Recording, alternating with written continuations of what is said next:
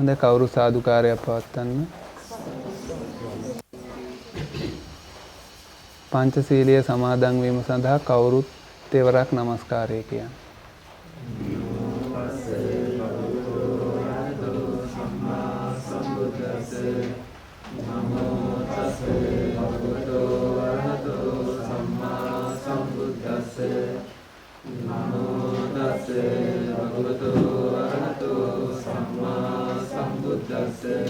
බුද්ධං සරණං ගච්ඡාමි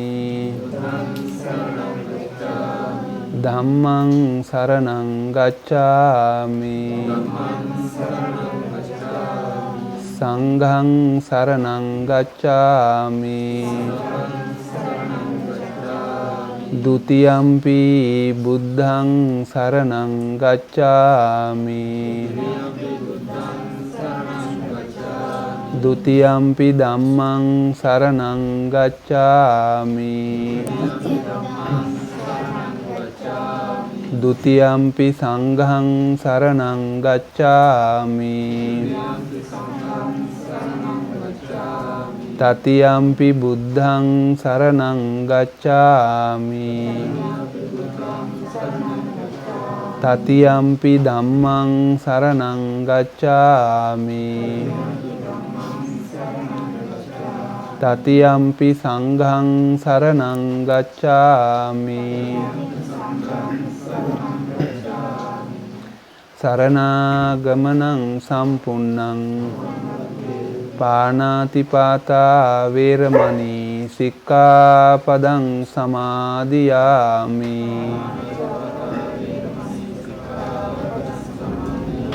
อดินนาดานาเวรมณีสิกขาปดังสมาธิยามิ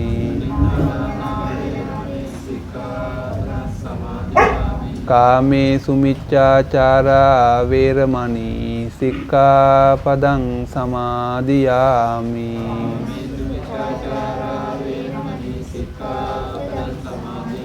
มุสาวาทาเวรมณีสิกขาปดังสมาธิยามิ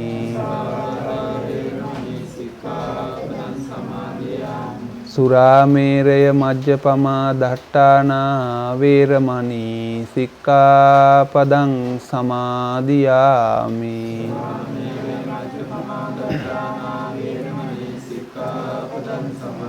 ติสรเนนะสัดดิงปัญจสีลังธัมมังสาธุกังสุรักขิตังคัตวาอัปปมาเดนะสัมปาเดตับบังහොඳයි අපි අපේ ධර්ම දේශනා මාලාවේ අපි පටිච්ච සමුප්පාදයේ කොටස කරලා බාධක මැද්දේ අපි ආපහු මේ දේශනා මාලාව කරන්න කියලා හිතුවා පංච උපාදානස්කන්ධය පිළිබඳවත් නිවන අරමුණු කරගෙන ඒ යන මාර්ගයට පහසු වෙන්න නිවන් අවබෝධ කර ගැනීම මාර්ගඵලයක් අවබෝධ කර ගැනීම පිණිසම ඉලක්ක කරගෙන අපි මේ ධර්ම දේශනා මාලාව කරගෙන යනවා. මම හිතුවා මේ ධර්ම දේශනාවල අපේ දැන් ඉස්සරහට තියෙන O level විභාගය මට දැනගන්න ලැබුණා මේ ජනක මේ O level විභාගයටත් පංචස්කන්ධය තියෙනවා. මම හිතන්නේ දැන් ඕගොල්ලෝ වුණත් ඉස්කෝලේදී මේක හොඳට ටිකක් ඉගෙනගෙන අධ්‍යයනය කරලා තිබ්බනම් අපිට උනත් කියලා දෙන්න ලේසි. ඒ වගේම ළමයින්ටත් මේක නිසි පරිදි කියලා දුන්නොත් ඒගොල්ලන්ගේ විභාගයටත් පහසුවක් වෙයි. ඒ වගේම ඒක අපිටත් ප්‍රයෝජනවත් වෙයි. ඒක නිසා පොඩ්ඩක් පංචස්කන්ධය පිළිබඳව මතු පිටින් සාකච්ඡාවක් කරන්න තමයි මම බලාපොරොත්තු වෙන්නේ. ඉතින් වැඩි කාලය ගන්න නැතුව අපි බලමු කොහොමද මේ පංචස්කන්ධය කියන එක විග්‍රහ වෙන්නේ කියලා. විශේෂයෙන්ම ඊට පස්සේ අපි මේ තුලින්ම ඊටාම ගැඹුරට ගිහිල්ලා පංච උපාදානස්කන්ධය පිළිබඳව ඉගෙන ගන්න දේශනා කරන්න බලාපොරොත්තු වෙනවා. අපි ඒකේ දැන් කොටස් 3ක් විතර කරලා තියෙනවා වෙන වෙන කරුණු. අද අපි කෙලින්ම ඒක ගැන සාකච්ඡා කරමු. පංචස්කන්ධය. නෝංගලන්ගේ අදහස කොහොමද පංචස්කන්ධය කියලා මේ මොකක් ගැනද කියන්නේ? විශේෂයෙන්ම අපි මෙහෙම ඉගෙන ගන්න ඕනේද? ඇයි ඉගෙන ගන්න ඕනේ? අපි සිරිදාස මහත්තයා මොකද හිතන්නේ? අපි ඉගෙන ගන්න ඕනේද මේ ගැන? කතා කරන්න ඕනේද? දැන් අපි මං හිතන්නේ අපේ පළවෙනි දැන් මාස ගාණක් වුණා අපේ පළවෙනි දේශනාව දැන් මං හිතන්නේ අපි කරලා ඒකදී අපි මේ ගැන පොඩ්ඩක් කතා කරා නේද? මං හිතන්නේ අපි කතා කරේ දැන් ගොඩාක් මේ අපි ඕගොල්ලන්ට වැදගත් වෙන විදිහට කතා කරොත් මේ දරුවන්ට නම් ඒක එච්චර වැදගත් වෙන්නේ නැහැ. ගොඩාක් කෙනෙකුට එහෙම ලොකු අවබෝධයක් නැහැ මේ නිවන් ලබා ගන්න. එහෙම නැත්නම් අපි මේ සසර කෙටි කරගන්න. එහෙම නැත්නම් සතර අපායෙන් මිදෙන්න මේ පංචස්කන්ධය කියන දේ අපි ඉගෙන ගන්න ඕනේද කියන එක ගැන අවබෝධයක් නැහැ. ගොඩාක් දෙනෙකුට හිතෙන්නේ එහෙම අවශ්‍ය නැහැ කියලා. ඉතින් විශේෂයෙන්ම අපි ධර්ම දේශනා කරගෙන ගියේ ගොඩක්ම වෙනස් විදිහට. ඒ වගේම මගේ අත්දැකීම් එක මට හිතිච්ච විදිහට තමයි ගොඩාක්ම ප්‍රායෝගිකව තමයි අපි මේ ධර්ම දේශනා මාලාව කරගෙන ගියේ. ඒ වගේම මගේ අත්දැකීමෙන් මම දන්න එක දෙයක් මම කියන්න. විශේෂයෙන්ම මං හිතනවා මෙතන වුණත් බණහන කට්ටිය කොටස් කීපයකට බෙදෙන්න පුළුවන්. එක කොටසක් තමයි මේ බාහිරින් පේන දුක අවබෝධ කරගෙන මේ සසරෙන් එතර වෙන්න ඕනා කියලා අදහසක් තියෙන පිරිසක් ඉන්න පුළුවන්. ඒ වගේම දැන් මෙතන ඉන්නවා මේ ඉගෙන ගන්න ළමයිනුත් ඉන්නවා. ඒගොල්ලන්ට එහෙම අදහසක් නැහැ. හැබැයි මට මගේ අත්දැකීමෙන් මම ඕගොල්ලන්ට දෙන එකම උපදේශය තමයි කොච්චර මේ ධර්ම පංචස්කන්ධය, පංච උපාදානස්කන්ධය, පටිච්ච සමුප්පාදය මේවා කොච්චර ඇහුවත් ඕගොල්ලන්ට මාර්ගඵලයක් ලබා ගන්න බෑ එක දෙයක් අඩුයි නිසා. මම ගොඩාක් පහුගිය දවස්වල මේක ගැන කල්පනා කරා. ඒ තමයි මොකද්ද? සීලය. ඕගොල්ලෝ සීලයක පිහිටුවේ නැත්තම් අවංකවම හෘද සාක්ෂියට එකඟව ලෝකෙට පේන්න නෙමෙයි මේ සමාදන් වෙන දේ නෙමෙයි සීලයක පිහිටියේ නැත්තම් ඕගොල්ලන්ට කවදාක්වත් මේ ධර්මය අහලා ඒක තේරුම් ගන්න බෑ. හැමදාම ඒක අමතකයි. දැන් ඕගොල්ලන්ට මම හිතන්නේ අපි ටිකක් මේ ගැන පහුගිය පටිච්චසමුපාද දේශනා මාලාවේ නම පංචස්කන්ධය කියලා නම නොකියුවට ඒ ගැන අපි කතා කරා. මොකද චතුරාර්ය සත්‍ය කියන්නේ පටිච්ච සමුප්පාදය කියලා කියන්නේ පංචස්කන්ධය කියලා කියන්නේ පංච උපාදානස්කන්ධය කියලා කියන්නේ එකම ටිකක්. දැන් අපි හිතමු මෙහෙම. දැන් මේ පෑනට අපි පෑන කියලා කියනවා නේද? අපිට ඒකට වෙන නමක් කියන්නත් පුළුවන්. විවිධ විදිහට අපිට මේ පෑන හඳුන්වා දෙන්න පුළුවන්. අපි දැන් ඒ ගැන ටිකක් සාකච්ඡා කරමු. අන්න ඒ වගේ පටිච්ච සමුප්පාදය කියන්නේ දැන් අපිට මේක පෑන කියලා කියන්නත් පුළුවන්. තව විදිහකට මේක හඳුන්වා දෙන්නත් පුළුවන්. තව දීර්ඝ විදිහට හඳුන්වා දෙන්නත් පුළුවන්. නේද? දැන් මේ පෑන කොළ පාටයි. මේ පෑන හදලා තියෙන්නේ මෙහෙමයි. මේක මාක පෙන් එකක්. අන්න ඒ වගේ විස්තරයක් මේකට කරන්නත් පුළුවන්. ඒත් විස්තර කරන්නේ මේ පෑන ගැන නේ. නිකම් පෑන කියලා කියන්නත් පුළුවන්. අන්න ඒ වගේ ඕගොල්ලන්ට මේ ධර්මය එහෙම අමාරු වෙන්නේ නැහැ. පටිච්ච සමුප්පාදය, පංචස්කන්ධය, චතුරාර්ය සත්‍ය මේ මොනවා කතා කරත් ඒ ඔක්කොටම පොදුවේ කියන එක නමක් තියෙනවා. ඒ මොනවද? ඔය මොන ධර්ම කතා කරා? ඒ තමයි සංස්කාර. සංස්කාර කියලා කිව්වහම අන්න පොදුවේ එක නම. අන්න දැන් එන මේක අපි දැන් මේකට පොදු නමක් දැම්මොත් අපි හිතමු ඔන්න සංස්කාර. ඔන්න සංස්කාර කියලා කිව්වා. ඊට පස්සේ අපි මේක විස්තර කරනවා. කෑලි කොටස් වලට විල්ල ගැන ඕන විස්තර කරත හැකි නේද? ඒ මොනවා කතා කරන්නේ මොකක් ගැනද? ඔව්. ඉතින් ඒක නමක් විතරයි. පංචස්කන්ධය කියන්නේ එක ටික. ඊට වඩා ගැඹුරු දෙයක් තමයි පටිච්ච සමුප්පාදය කියලා කියන්නේ. අර එක මේක ඉගෙන ගන්න මේ පෑන ගැන ඉගෙන ගන්න එක විදිහට කියලා දෙනවා වගේ එකම දෙයක් ගැන කියලා දෙන එක දේශනා තමයි මේක තියෙන්නේ. තේරුණා නේද? එතකොට නිවනට අවබෝධ වෙන්න අපි ඒක තේරුම් අරගෙන දැන් මට මෙහෙම හරි දේශනාවක් කරන්න වෙන්නේ මම දන්නවා ලංකාවේ ගොඩාක් දෙනෙකුට නිවන් යන්න ලොකු උනන්දුවක් තිබ්බට එංගලු කරන්නේ ඒකට අවශ්‍ය කරන දේ නෙමෙයි. ඒ කියන්නේ අපි මුලින්ම අපිට අපේ ඉලක්කය දැන් උඹලන්ගේ ඉලක්කය මොකද්ද? සසර දුකෙන් එතර වෙන්න නේ. ඒ ඉලක්කයට හරියන දේවල් අපි කරන්න ඕනේ. මම ඕක අපි පටිච්චසමුප්පාද දේශනාවෙත් කරා අපි ගාල්ලේ යනවා කියලා කොළඹ පැත්තට යනවා නම් මොකද වෙන්නේ? අපිට ඒ ඉලක්කයට කවදාකවත් ළඟා වෙන්න බෑ. ඒ වගේ ලංකාවේ ගොඩාක් කට්ටිය නිවන් යන්න දේවල් කරනවා. හැබැයි ඒක නියම ක්‍රමය නෙමෙයි. එක එක විවිධ වූ ක්‍රම අනුගමනය කරනවා. ඉතින් ඒක නිසා පින්වතුනි මම අනිවාර්යයෙන්ම කියනවා මේ පංචස්කන්ධය, පටිච්ච සමුප්පාදය, එහෙම නැත්නම් චතුරාර්ය සත්‍ය, පංච උපාදානස්කන්ධය මේ ටික ඉගෙන ගන්න නැතුව කවදාක්වත් සසරෙන් එතර වෙන්න බෑ. සසරෙන් එතර වෙන්න බෑ. එහෙම සසරෙන් එතර වෙච්ච කෙනෙක් මම දැකලත් නැහැ. හැබැයි ඉතින් එහෙම එතර වෙන්න පුළුවන් කියලා විශ්වාසයෙන් ගමන් කරන්න පුළුවන්. මට නේද? දෘෂ්ටියකින් අපිට යන්න පුළුවන්. ඒවට කියනවා අපි දෘෂ්ටි කියලා. මහත්තයාට තේරෙන්නේ නේද? එහෙම හිතාගෙන ඉන්න පුළුවන්. නමුත් එහෙම මහත්තයා ඔයගොල්ලෝ ඉතින් මම කියනවට විශ්වාස කරන්න මේක ඉගෙන ගන්න නැතුව අපිට කවදාක්වත් මේ ගමන කෙරවල කරගන්න බෑ. වැටහෙනව නේද? එතකොට දැන් ලෝකේ සිල්වත් මිනිස්සු ඉන්නේ අපි විතරක් නෙමෙයි. බෞද්ධයෝ විතරක් නෙමෙයි. නේද? භාවනා කරන කට්ටිය ඉන්නේ අපි විතරක්ද? ඒ කිසිම කෙනෙකුට, එහෙම බාහිර කිසිම කෙනෙකුට සෝවාන් වෙන්න බෑ. 이르දි ප්‍රාතිහාර්ය පාන්න පුළුවන්, අනුන්ගේ සිත් කියවන්න පුළුවන්, ඒ වගේ දේවල් කරන්න පුළුවන් වෙන්න පුළුවන්. තව গুপ্ত දේවල් කරන්න, ඒවා කරන්න පුළුවන් වෙන්න පුළුවන්. හැබැයි කවදාක්වත් මේ සසරෙන් නම් එතර වෙන්න බෑ. මෙන්න මේ ක්‍රමේ ඉගෙන ගන්නේ නැතුව. අන්න ඒක තමයි මම නිතරම උත්සාහ කරන්නේ. අර බණ කියනවටත් වැඩිය ඕගොල්ලන්ගේ ආකල්පය වෙනස් කරන්න මට ලොකු මහන්සියක් දරන්න සිද්ධ වෙනවා. ඉතින් ඒක නිසා පින්වතුනි විශ්වාස කරන්න ඕනේ. හැබැයි තව දෙයක් තමයි අපි මේක ඉගෙන ගත්තත් කවදාක්වත් අපිට බෑ සසරෙන් එතර වෙන්න. ඒ මගේ අත්දැකීමෙන් මම දන්න දෙයක්. ඕගොල්ලන්ට මේ කියලා දෙන දේ කොච්චර කිව්වත් කියලා තේරෙන්නේ මට ඒක ඔප්පු කරන්න බෑ කොයි විදිහටද වෙන්නේ කියලා. හැබැයි සිල්වත් බවක් නැත්තම් මං හිතනවා ඕගොල්ලෝගේ මේ කරන එක ලොකු ප්‍රයෝජනයක් නැහැ. මේක අහක යන්නෙම නැහැ. අපි ඔය කතාවක් කියනවා නේද? ගල් 100ක් විතර ගැහුවොත් එක ගලක් හරි වදී කියලා. නේද? ගල් 100ක් විතර ගැහුවොත් එක ගලක් වදී. හැබැයි එක ගලක් ගහලා ඒකම වදින්න තමයි මම ධර්ම දේශනා කරන්න කැමති.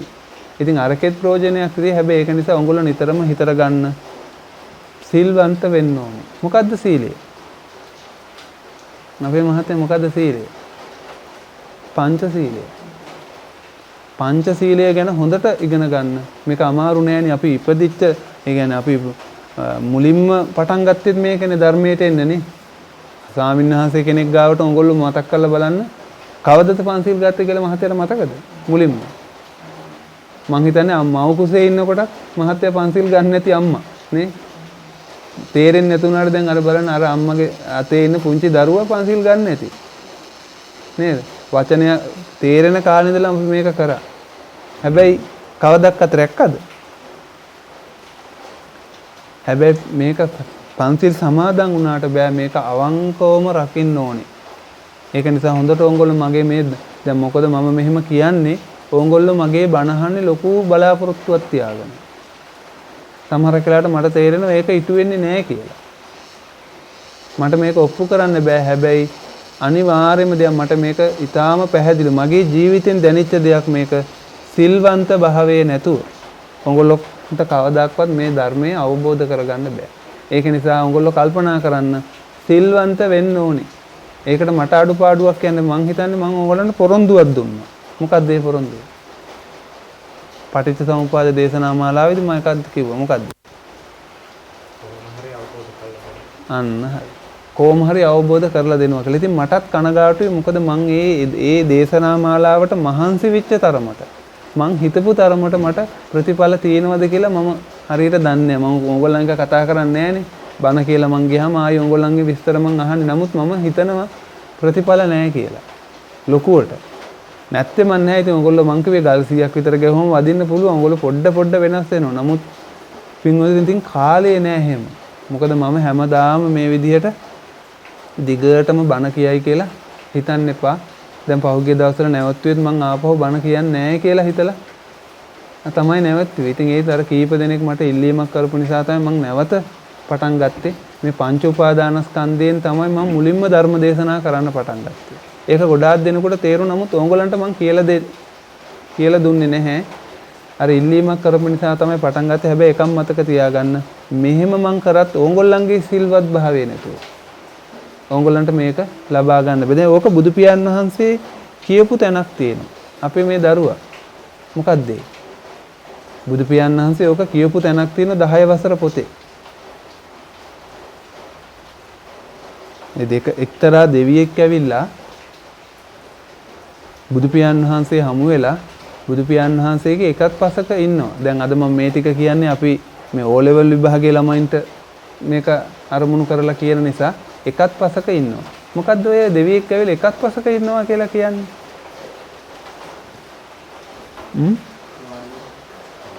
නෑ දෙන වාඩි ගත්තා කියලා එකත් පස කියලා කියන්නේ මෙහෙමයි. දෙවියෙක් ඇවිල්ලා කවදාකවත් බුදු පියාණන් වහන්සේගේ මූණ ඉස්සරහා ඉන්නේ නෑ. තේරුණා නේද? පිටිපස්සෙන් ඉන්නේ නෑ. මෙන්න මේ පැත්තෙන් ඉන්නේ. පැත්තෙන් ඉන්නේ. ඇයි ඒ පිටිපස්සෙන් ඉන්නේ නැත්තේ? ඒක අගෞරවයක් ධර්මයට. ඉස්සරහෙන් ඉන්නේ නැත්තේ ඇයි? ඉස්සරහෙන් ඉන්න දෙවියෝ කැමති නෑ. දැන් ඕනම කෙනෙක් අපි මූණට මූණ කතා කරනවා කියන්නේ නේද? ඒ වගේ බුදු පියාණන් වහන්සේත් එක්ක එහෙම ඉස්සරහට ඉන්න දෙවියන්ට බෑ. දෙවියෝ කැමති නෑ. ඒක නිසා එකත් පසක ඉන්න.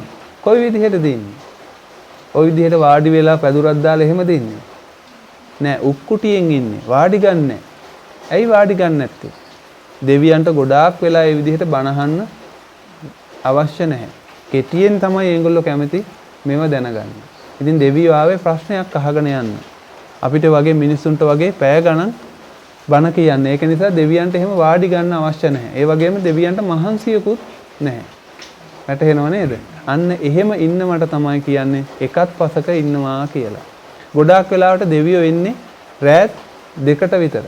බුදු පියාණන් වහන්සේ ඒක තමයි දෙවියන්ට දීලා තියෙන කාලය. එතකොට ඔන්න ඔය වගේ මං හිතන්නේ මට මතක හැටියට ජේතවනාරාමේ ඉන්නකොට දෙවි කෙනෙක් ඒ වගේ ජේතවනාරාමේ බබළුවමින් ආවා. ඇවිල්ලා බුදු පියාණන් වහන්සේගෙන් ඇහුවා මොකද්ද දුව ඇහුවේ? ඇහුවා ස්වාමීනි ඇතුළටත් නෑ මෙහෙම මං හිතන්නේ ඒක අපි සිංහල තේරුමෙන් තියෙන ඔය දරුවන්ගේ පොතේ ඇහුවා මේ ස්වාමීනි මේ ලෝක සත්වයා අවුලෙන් අවුලටපත් වෙලා තියෙනවා. එළියෙත් අවුල් තියෙනවා. ඇතුළෙත් අවුල් තියෙනවා. මේ අවුල් ජාලාව निराකරණය කරගන්නේ කොහොමද? ඒක ඇහුවේ මෙහෙමයි. අන්තෝ ජටා බහී ජටා ජටාය ජටිතා පජා තන්තං ගෝතම පුජ්ජාමි සෝ ඉමං විජිතේ ජටං. ඔන්න ඔය විදිහට තමයි දෙවි ඇවිල්ලා හැවි බොහොම කෙටි ප්‍රශ්නයක්. ඒ කියන්නේ ස්වාමීන් වහන්සේ ඔබ වහන්සේගෙන් මම ප්‍රශ්නයක් අහනවා. මේ සත්ත්ව සමූහයාගේ ජීවිතේ ඇතුළටත් අවුල් වෙලා තියෙන. ඇතුළෙත් ගැට, පිටතත් ගැට. මේ මුළු සත්ත්ව සමූහයම එකම අවුල් ජාලාවකටපත් වෙලා තියෙන මේ අවුල් ජාලාවෙන් බේරෙන්නේ කොහොමද? මේක निराකරණය කරගන්නේ කොහොමද කියලා බුදු පියාණන් වහන්සේගෙන් මේ දෙවියා ප්‍රශ්නයක් ඇහුවා. බුදු පියාණන් වහන්සේ මොකද්ද දරුවෝ දුන්න උත්තරේ? බුදු පියාණන් වහන්සේ කිව්වා සීලේ පතිට්ඨාය නරෝ සපඤ්ඤෝ චිත්තම් පඤ්ඤංච භාවයං ආතාපි නිකපෝ බික්ඛු සෝයිමං විජිතයේ ජටං. අන්න මේ ක්‍රමයේ අනුගමනය කරාම මේ අවුල් ජාලාව निराකරණය කරගන්න පුළුවන්.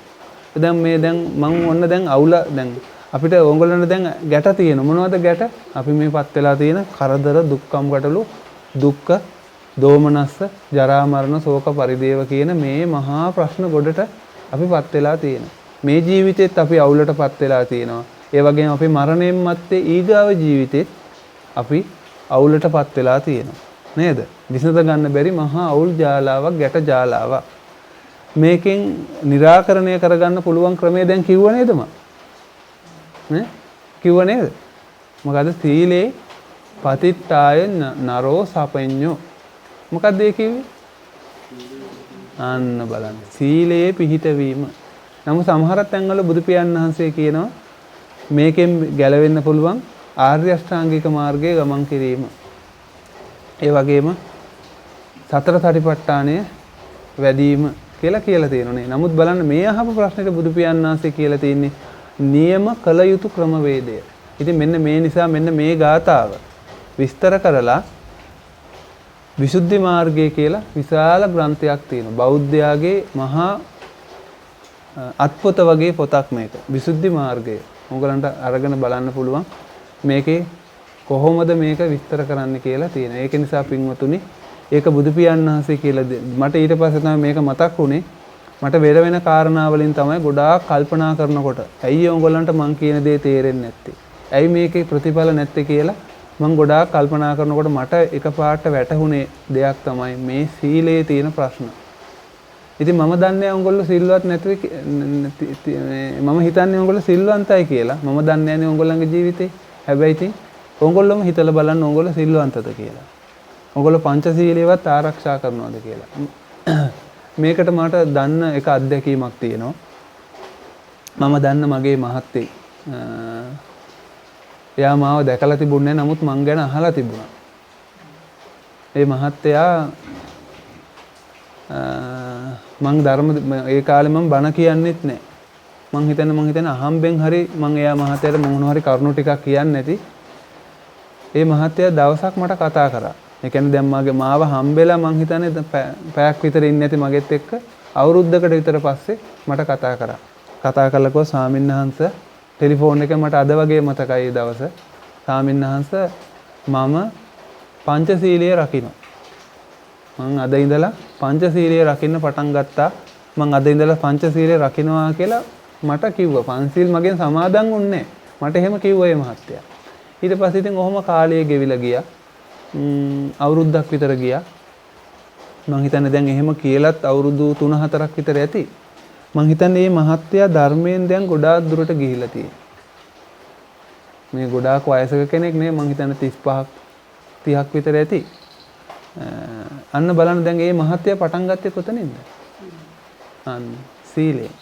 දැන් ඕගලන්ට දානය ගැන මම කියන්න ඕනේ. දානය නැති කරලා අපිට මේකේ ගමන යන්නත් බෑ. ඕගොල්ලෝ නිරන්තරයෙන්ම දන් දෙනවා. ඕගොල්ලන්ගේ තියෙන එකම අඩුපාඩුව තමයි ඕගොල්ලෝ සීලය පිළිබඳව විශ්වාසයක් නැහැ. ඒක නිසා අදිස්ථාන කරගන්න මේ සසර කතරෙන් එතර වෙන්න නම් අනිවාර්යයෙන්ම හෘද සාක්ෂියට එකඟව ඕගොල්ලෝ සිල්වන්ත වෙන්න. එකඟව අනිත් මිනිසුන්ට පේන්න තමන්ගේ හිත රවට්ට ගන්න නෙවෙයි. මොකද අපි පින්වතුනි මේ අපේ මේ ජාතිය හරියට කැමති රැවටෙන්න. තේරුණා නේද?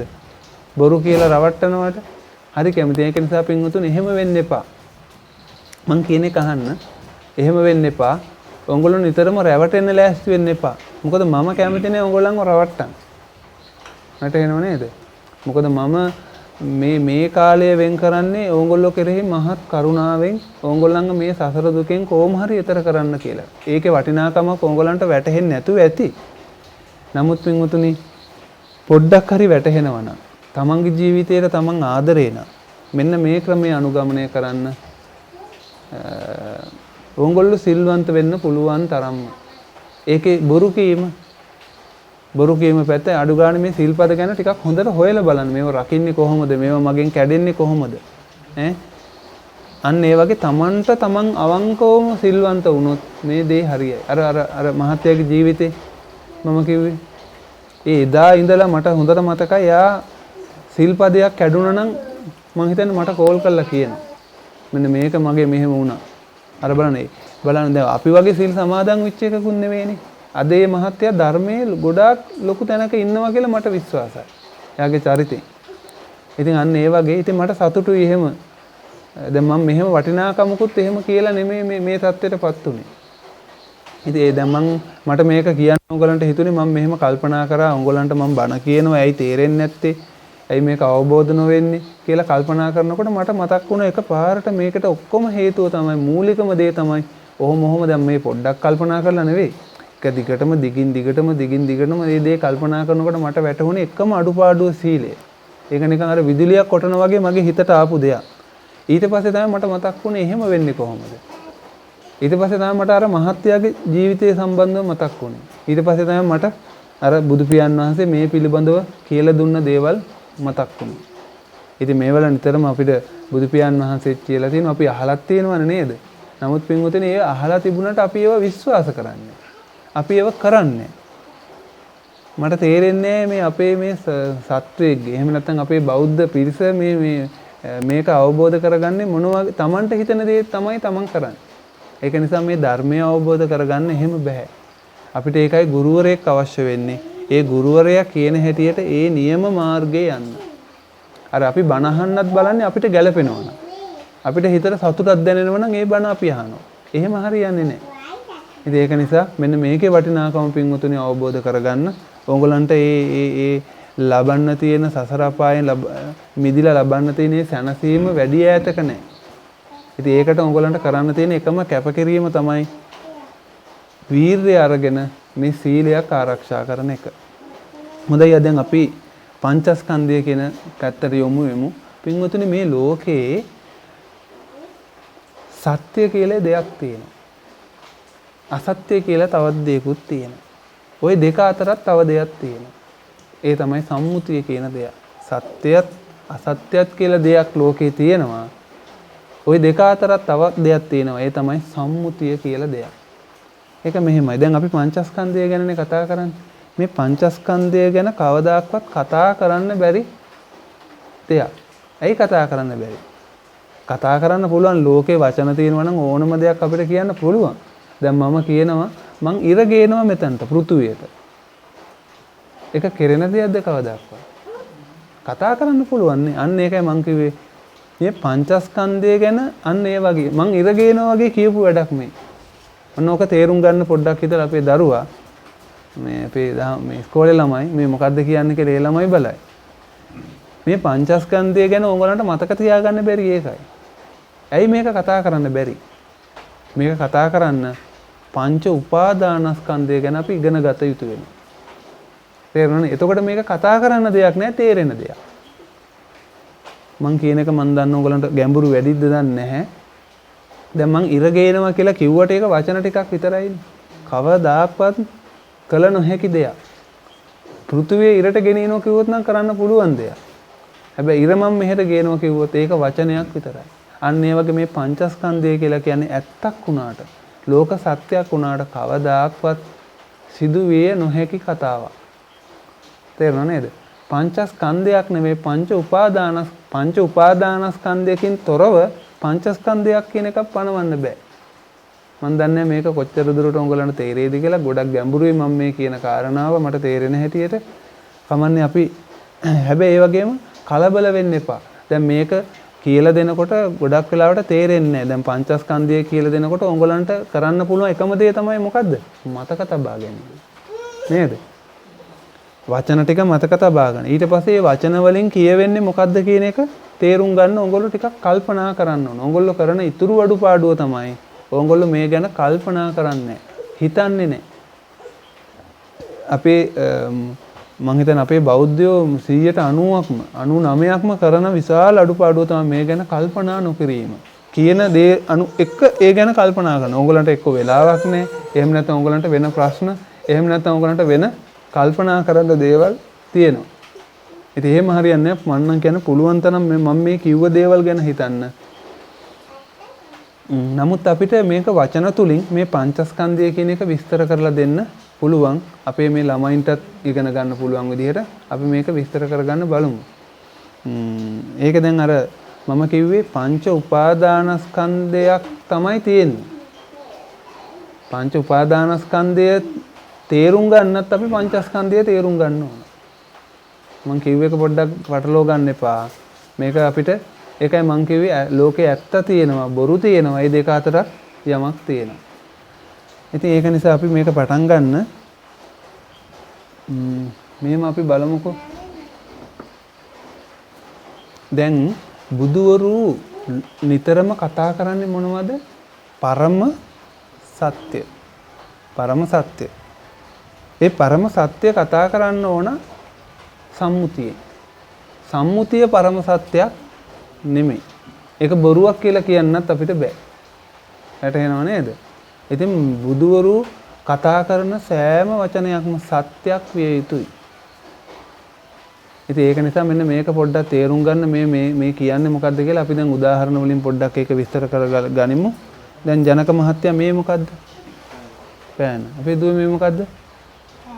පෑන. හරි. මේ මොකද්ද? මොකද්ද? දුව මොකද්ද? කොපුව. විල්ල. මේ මොකද්ද? විල්ල. මේ මහත්තයා මොකද්ද? ක්ලිප් එක. හරි. මේ මොකද්ද? ලයි පෑන. දැන් මේ විල්ලයි පෑන. දැන් මොකද්ද? ඈ? ඒක කොහොමද උනේ? ඒක කොහොමද උනේ? මහත්තයා? නේ සම්බන්ධයක් වෙලා නැහැනේ මේකේ. මෙහෙම තියලා ඇහුවා. දැන් බාගෙට තියලා දැම්ම ඔන්න දැන් පෑන. දැන් පෑනයි කපුවයි. ඉතින් ඒ කෑල්ල තියෙන දැන් අපි මේක කෑලි දෙකයි ගත්තේ. දැන් මේක ඉතුරු ටිකක් ගත්තොත් ඕගොල්ලෝ ලොකු අමාරුවක වැටෙනවා. වැටහෙනව නේද? අන්න බලන්න. දැන් ලෝකයේ ඇත්තම කතා කරන කෙනෙක් මේකට මොකක් කියලාද කියන්නේ? ඔය මේකට මොකක් කියලාද කියන්නේ? පෑන කියලා. ඉතින් වැරදිනේ දැන්. ඈ? අද මේකට දාන මොකද්ද නම මොකද්ද? දැන් පෑන කියලා කිව්වහම අපි සුද්දෙක් කිව්වොත් ඒක පෙන් කියලා කියනවා. ඉතින් පෙන් එකක් තියෙනවද ඇත්තටම? ඈ? ඒක සම්මුතිය. නමුත් දැන් බලන්න සම්මුතියෙන් වුණත් මේක අපිට ඔප්පු කරන්න බෑ. දැන් බලන්න මේක පෑනේ විල්ල. දැන් මේකටත් නම් ගොඩාක් ඔයගොල්ලෝ කිව්වා. කමක් නැහැ. මේක පෑන කියලා කිව්වා. දැන් හරිනම් මේක පෑනයි කොපුවයි වෙන්න ඕන. නේද? පෑනයි කොපුවයි වෙන්න ඕන. නමුත් ඔයගොල්ලෝ මේක ගැහුවාම ඔයගොල්ලෝ පෑන කියනවා. පෑන කියනවා. දැන් මෙතනටත් කියන්න ඕනේ නම් පෑනයි කොපුවයි. මොකද තියෙන්නේ පෑනයි කොපුවයි විතර. අපි දැන් ඉතුරු කෑලි ටිකත් වෙන් කරමු. අන්න බලන්න. ඒ වගේ මේ පංචස්කන්ධය කියලා කියන්නේ මොකද්ද? මොකකටද? පංචස්කන්ධය කියලා කියන්නේ මහත්යාගේ නම මොකද්ද? ඔව්. ඒක ඇත්තද බොරුවක්ද? සරත් ඔයක සම්මුතිය. අන්න බලන්න. මේ පංචස්කන්ධය කියලා කියන්නේ ලෝකේ ඇත්තක්. හැබැයි ඒක නමක් විතරයි. පංචස්කන්ධය කියන්නේ නමක් විතරයි. දැන් මම ලෝකේ ඇත්තම කතා කරනවානේ. මම ලෝකේ සත්‍යම කතා කරන කෙනෙක් මම සත්‍ය විතරයි වචන වලින් හරි පිට කරන්නේ. මට එහෙම සම්මුතියක් නැහැ. සත්‍ය විතරයි. මගෙන් අපේ දුවගෙන් මම අහන්නම්කො ප්‍රශ්නයක්. දැන් මේ දරුවන්ට අපි දෙවෙනි වතාවරනේ කියලා දෙන්නේ. දැන් මම මගේ නම කියනවනම් මම මොකද්ද කියන්න ඕන? මම මේ ලෝකේ සත්‍ය කතා කරන කෙනෙක් විතරයි. මම මොකද්ද කියන්න ඕන? එහෙම කිව්වත් වැරදි. මන්ට මොකද කියන්න ඕන? මං හාමුදුරුවෝ කියලා කියන්නද? නැත්නම් අංගංගොඩ පඤ්ඤාවංශ කියලා කියන්නද? මොකද කියන්න ඕන? ඔව්. මං සත්‍යෙම කතා කරනවා නම් අපි දැනට කියමු පංචස්කන්ධය කියලා. එහෙම කිව්වොත් ඒත් අඩුපාඩුවක් තියෙනවා. පංචස්කන්ධය කියලා කියන්නත් මට බෑ. ඔව් නාම රූප කියලා කිව්වොත් ඒත් ඒක ගැලපෙනවා. එනතින් හැමෝටම කියන්නේ වෙන්නේ නාම රූප තමයි. නේද? අන්න ඒ වගේ මේ පංචස්කන්ධය කියලා කියන්නේ මේ ලෝකේ පරම සත්‍යය. ඒක ඕගොල්ලන්ම හඳුන්වනවා වෙන්නත් පුළුවන්. හැබැයි ඒක සත්‍යම වචන ටිකක්. ලෝකේ තියෙන ඇත්ත. නේද? එතකොට මෙතන අපිට මේකට නම් කියන්න වෙන්නේ රූප ටික. රූපය කියලා අපිට ඕනනම් මේක කියන්න පුළුවන්. තව විවිධ නම් වලින් කියන්න පුළුවන්. අන්න බලන්න මේ ලෞතුරා බුදු කෙනෙක් ලෝකෙට පහළ වෙලා දේශනා කරන්නේ පරම සත්‍ය. පරම සත්‍ය. හැබැයි උන්වහන්සේට පරම සත්‍ය දේශනා කරන්න බෑ. ඇයි දේශනා කරොත් ඒක තේරෙන්නේ නැතුව යනවා. ඒ කියන දේ. එහෙම පරම සත්‍ය දේශනා කරපු තැන් තියෙනවා. ඒ මොනවද? අභිධර්ම. අභිධර්මයේ සූත්‍ර පිටකෙත් තියෙනවා. මොකද අපි සත්‍ය හෝ අසත්‍ය හෝ ඉගෙන ගන්න තියෙන්නේ සම්මුති වචන වලින්. සත්‍ය හෝ අසත්‍ය හෝ ඉගෙන ගන්න තියෙන සම්මුති වචන වලින්. සම්මුති වචනයක් කියන්නේ ඇත්තටම ලෝකේ ඒක සම්මුතියක් කියන්නේ පනවගත්තු දෙයක්. විවහාරය. හැබැයි ඒක ඒ වචන කියන්නේ සත්‍ය නෙමෙයි. අසත්‍ය කියලා කියන්නත් බෑ අපිට. වැටහෙනව නේද? හැබැයි ඒක සත්‍යයට ගොඩාක් දුරයි. අනිත් එක පින්වතුනි තේරුම් ගන්න ඕන දෙයක් තමයි මේ වචනයක් කියන්නේ ඊටාම දුර්වල ඒකකයක්. භාෂාවක් කියන්නේ ඊටාම දුර්වල දෙයක් මේ ධර්මයත් එක්ක ගන්නකොට. ඒක මෙහෙමයි. මේකෙන් කියන මේ වචනයක්නේ මේක. අපි කතා කරන්නේ වචනනේ. මේ වචනෙන් අපිට තේරුම් යන්න ඕන දේ තමයි ඒක මතක තියා ගැනීම නෙමෙයි. වැටහෙනව නේද? මේ වචනේ මතක තියාගන්න නෙමෙයි වචනෙන් කියවෙන්නේ මොකක්ද? හැඟීම. මට ඒක විස්තර කරගන්න දැන් වචන නැහැ. මේ හැඟීම. දැන් බලන්න සතෙක් එක්ක කතා කරනවා. සතෙක් එක්ක කතා කරන වචන නෑ ඒගොල්ලන්ට. ඒගොල්ලෝ හැඟීම් එක එක දේවල් භාවිතා කරනවා. කියන්නේ හිතක් එක එකතු වෙනවා වගේ වැඩක් මේක. ඒ වගේ මේ ධර්මය කියලා කියන්නේ හැඟීමක් විතරයි. ඒ හැඟීමක් තමයි වචන වලට පෙරලලා අපි මේ ඉගෙන ගන්න හදන්නේ. හැබැයි මේක පාඩම් කරගත්තත් මතක තියාගත්තත් ඒ හැඟීම එන්නේ නැහැ. තේරුණා නේද? අපි කොච්චරද මම ගොඩාක් කල්පනා කරන කොහොමද මේ අපිට දැනෙන හැඟීම කියන්නේ. ඉතින් අපිට දැනෙන හැඟීම අපිට වෙන ක්‍රමයකට කියන්නත් බෑ. ඒක මොන වගේද කියලා කියාගන්න තේරෙන්නේ නැහැ ඒක. ඒකට අපිට භාවිතා කරන්න වෙන්නේ ලෞතුරා බුදු පියාණන් වහන්සේ අපි කෙරෙහි අනුකම්පාවෙන් අපිට කියලා දුන්න වචන ටිකෙන්ම තමයි. වැටහෙනව නේද? ඉතින් අපි කොච්චර උත්සාහ කරත් දැන් මේ පහුගිය ධර්ම දේශනා නොකරපු කාලය තුලදීම ගොඩක් මම උත්සාහ කරේ මේ අපිට දැනෙන හැඟීමක් කොහොමද කියන්නේ. ඒකට එහෙම වචන හදන්නවත් අපිට තේරෙන්නේ නැහැ. ඉතින් බුදු කෙනෙක් මොන තරම් ශ්‍රේෂ්ඨයෙක්ද? බුද්ධ කියන නමට මොන තරම් ගැළපෙනවාද කියලා තේරෙනවා. අන්නේ එහෙම හිතුවා. අපි මොන තරම් දුර්වලයිද? අපිට අපේ හිතේ තියෙන හැඟීම අපිට ඒ දෙයක් ඕගොල්ලන්ට ප්‍රකාශ කරන්න එකම වචනයක්වත් අපිට හදාගන්න බෑ. මට නම් බෑ හදාගන්න. අර ඒක තමයි අපි පොඩි උදාහරණ වලින් ඕගොල්ලන්ට කියලා දෙන්න. උදාහරණ අපිට හදාගන්න පුළුවන්. නමුත් උදාහරණත් ඕගොල්ලන්ට අපි කියන්නේ වචනේ ඉන්නේ නේ. ඒ හැඟීම ඕගොල්ලන්ට එන්නේ නේ. ඉතින් ඒක නිසා මම මේ කිව්වේ ගොඩක් ගැඹුරු කාරණාවක්. මේකත් හොඳට හිතලා බලන්න. අන්න ඒ වගේ මේ ලෝකයේ තියෙන සත්‍යම වචනයක් තමයි පංචස්කන්ධය කියලා මේ කතා කරන දේ. පංචස්කන්ධය. එතකොට අපි මේ දරුවන්ට මම කියලා දුන්නා කොල්ලෙක්ගෙන් ගිහින් නම අහනකොට මේ පංචස්කන්ධය කියන ඔයාට දාලා තියෙන නම මොකද්ද? සම්මුතිය මොකක්ද දන්නේ එහෙම අහන්න කියලා මේ ළමයින්ට මතක තියාගන්න මම කියලා දුන්නා. පංචස්කන්ධය කියලා කියන්නේ පොදුවේ අපේ මේ මනුස්ස ශරීරයක් හඳුන්වන්න පුළුවන් සත්‍යම වචනයක්. තේරුණා නේද? ඉතින් අපි මේ වචනේ ඇතුලේ තව ගොඩාක් කරුණු තියෙනවා. ඒකෙදි ස්කන්ධ කියන්නේ. ස්කන්ධ කියන එක අපි බලමු. පංච ස්කන්ධ. ස්කන්ධ කියන්නේ මොනවද දරුවෝ? දැන් ඔන්න මං අඳිනවා වැලි කැටයක්. ඔන්න දැන් මේ හිතන්නකො මේ වැලි කැටයක් කියලා. මේ මොකද්ද? වැලි කැටයක්. නේද? දැන් මොකද්ද? ආත් දැන් මොකද්ද? වැලි කැට දෙකක්. දැන් වැලි කැට තුනක්.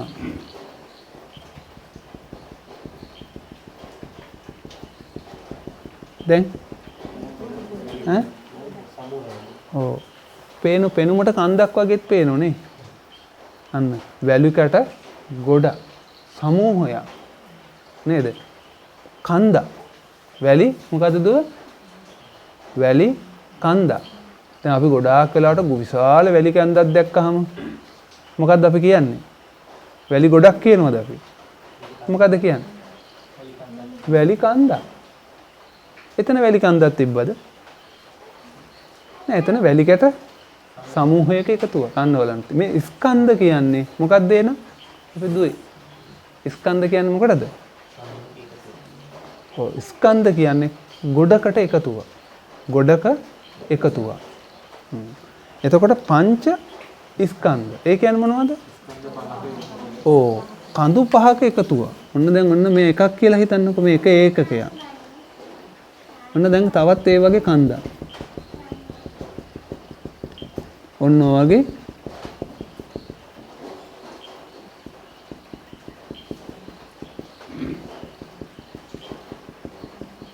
ඔන්න කඳු පහක්. දැන් වැලි කඳු පහක්ම කියලා හිතන්න එපා. තේරුණා නේද?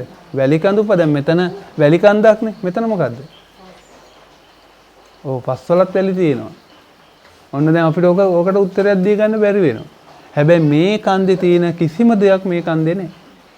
අන්න ඒක හොඳට මතක තියාගන්න මේ පංචස්කන්ධය තේරුම් ගන්නකොට ඒකයි අපිට මේ කඳු උපමාව හරියට ගන්න බැරි. දැන් මෙතන වැලි කන්දක් කිව්වොත් මෙතන පස් කන්දක් කිව්වොත් වැරදි. අයියේ පස්වලත් වැලි තියෙනවා. එහෙනම් මෙතන අපි ලී කන්දක්. ඒත් වැරදිනු ලී වල ඇතුලේ වැලි තියෙනව දන්නව නේද? සමහර ගස් ඇතුලේ ලී වල ඇතුලේ වැලි ස්වභාවයේ තියෙනවා. එහෙනම් ඔයගොල්ලෝ හොඳට මතක තියාගන්න මේ පංචස්කන්ධය අපි ඉගෙන ගන්නකොට මේ ගොඩේ තියෙන දේවල් මේකේ නැහැ. අපේ දරුවා මේ පැත්ත අහගන්න ඕනේ. උඹලන්ට ගොඩක් වැදගත් වෙනවා. එහෙනම් මොකද්ද මේ පංචස්කන්ධ කියන්නේ? ස්කන්ධ පහක එකතුවක්. දැන් මොකද්ද දුවේ නම ඇහුවාම කියන්න වෙන්නේ කවුරු හරි? ඔව් දුව සත්‍යම කතා කරනවා නම් දුවට කියන්න වෙන්නේ ස්කන්ධ පහක එකතුවක්. මගේ නම කියලා අපිට කිව්වොත් ඒක ලෝකේ සත්‍යම වචනයක්. තවත් තේරෙන්නේ නැත්නම් තවත් විස්තර කරලා දෙන්න පුළුවන්. එතකොට මේක අපිට කතා කරන්න විතරයි පුළුවන්. මෙහෙම කවදාකවත් ලෝකේ කඳු පහක් එකතු වෙන්නේ නැහැ නිකන්. ඒක උපාදානස්කන්ධයක් තිබුණොත් විතරයි මේක එකතු වෙන්නේ. තේරුණා නේද? දැන් මෙහෙම පංචස්කන්ධය තියෙන ලෝකේ දැන් තියෙනවා අපි ඒකට අපි එහෙම උපදින තැන් තියෙනවා. කාමාවචර භූමියේ කාම භූමිය අපි උපදිනකොට ඒකට කියනවා පංච වෝකාර භවය. මොකද දුවේ? පංච වෝකාර භවය. ඒ කියන්නේ ආකාර පහක් තියෙන බව. ආකාර පහක් තියෙන බව. තවත් බව තියෙනවද එහෙම ඒ අඩු? දැන් මහත්යා ගාවට එනවා බ්‍රහ්මී. අරූපාවචර බ්‍රහ්මී කෙනවා කියලා කිව්වම එහෙම අපිට ආව පේන්නේ එයා මොකද්ද තියෙන්නේ? දැන් එයාගේ නම කිව්වොත් සත්‍යම කිව්වොත් අපි පංචස්කන්ධයක් කියන්න බෑ. මොකද්ද? ඇයි බැරි? ඔව් එකක් අඩුයි. පහක් නෑ. හතරයි තියෙන්නේ. ඔය එකක් අඩුයි. අරූපාවචර රූපේ නෑ. නේද? රූපේ නැති නිසා ඒකට අපි කියනවා චතු ඕකාර භවයක්. චතු ඕකාර භවයක්. එතකොට දැන් අපි බලමු දැන් ස්කන්ධ කියන එක මේ කට්ටියට වැටහුණා නේද? ඒ කියන්නේ දැන් අපි පංචස්කන්ධය ඉගෙන ගන්නව නම් පළවෙනියෙන්ම අපි කතා කරන්නේ මොකද්ද? රූපස්කන්ධය. රූපස්කන්ධය. ඊට පස්සේ වේදනාස්කන්ධය. වේදනාස්කන්ධය. ඊට පස්සේ සංඥාස්කන්ධය, සංස්කාරස්කන්ධය, විඥානස්කන්ධය කියලා මෙන්න මේ ස්කන්ධ පහක්. එතකොට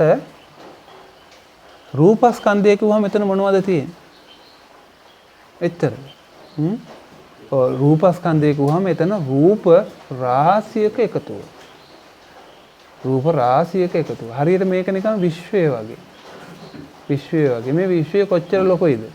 ඔය ඒක අපිට කාලේ වේලාව ගොඩක් යනවා මම ඒ ගැන විස්තර කරන්න ගියොත් ඒකත් හරියට මෙන්න මේ ස්කන්ධ වගේ. පංචස්කන්ධ වගේම තමයි අපිට ඒක සකස් වෙලා තින්නෙත් එහෙමයි. මේ චක්‍රාවාට එකතු වෙලා දැන් අපේ මේ ඉස්කෝලේ යන ළමයාගෙන් මම ප්‍රශ්නයක් අහන්නම්කෝ. දුව අපි මේ ඉර වටේ කරකිනවද? ඉර අපි වටේ කරකිනවද?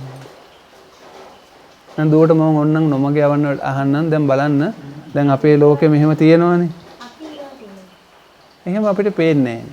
දැන් ඉර බලන්නකෝ අරෙන් එනවා මෙහෙම ඉර යනවා එහා පැත්තෙන් බහිනවා. එහෙම නෙවෙයිද හිතෙන්නේ? එහෙම නේ හිතෙන්නේ. දැන් අපි ඒකනේ කියන්නේ ඉර බහිනවා කියලා. දැන් කවුද බහින්නේ? ඔය දැන් ගමන් කරන්නේ කවුද? නෑනේ. දැන් බස් එකෙන් බහිනවා. දැන් ඔන්න බලන්න සිරිපාල බස් එකෙන් බසි. කවුද බැස්සේ?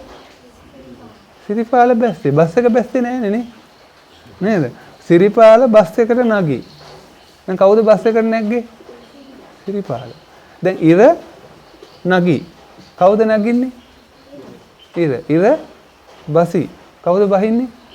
එහෙනම් කවුද ගමන් කරලා තියෙන්නේ? ඉරනේ. නමුත් අපිට පේන්නේ එහෙමයි. අපිට පේන්නේ එහෙමයි. නමුත් අර සිරිපාල බස් එකට නගී කියන උපමාව මෙතනට ගන්න බෑ. ඉර අපි එක තැන තියෙනවා. ඉර එක තැන තියෙනවා අපි. ඔව් අපි ගමන් කරනවා. ඉර එක තැනද තියෙන්නේ?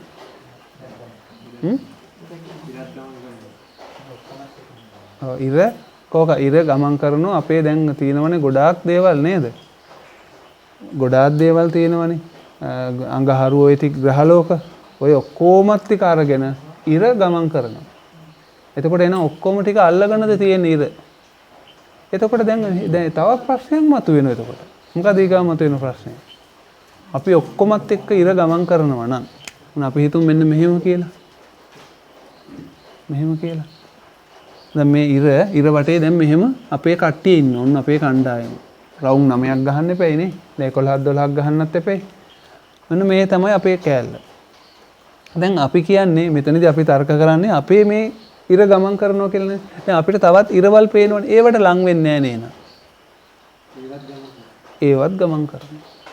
බලන්නකො කතා වෙලා කරනවා වගේ. දැන් වේගය වෙනස් වුණොත් මොකද වෙන්නේ? ලංවීමක් වෙන්න එපැයිනේ. නේද? එතකොට දැන් මේ අපිට ලෝකයේ විශ්වයේ පේන්න තියෙන සේර ඔක්කොම ටික අපි දැන් අපිට අහස බැලුවම පේන තියෙන ඔක්කොම තරු ගත්තොත් අපි ගානිමුකෝ මෙන්න මේ වගේ පැල්ලම. මේ සෙට් එකම. දැන් මේ ඇතුලේ මොකද වෙන්නේ? මැෂින් එකක් වගේ දැන් මේක ඇතුලේ වැඩ කරනවා. දැන් මේ තමයි අපිට මේ ඇහැට පේන්න තියෙන සියලුම තරු. ඒකට අපි අපේ චක්‍රාවාටය කියලා කියනවා. අපේ මන්දාකිණී කියලා කියනවා.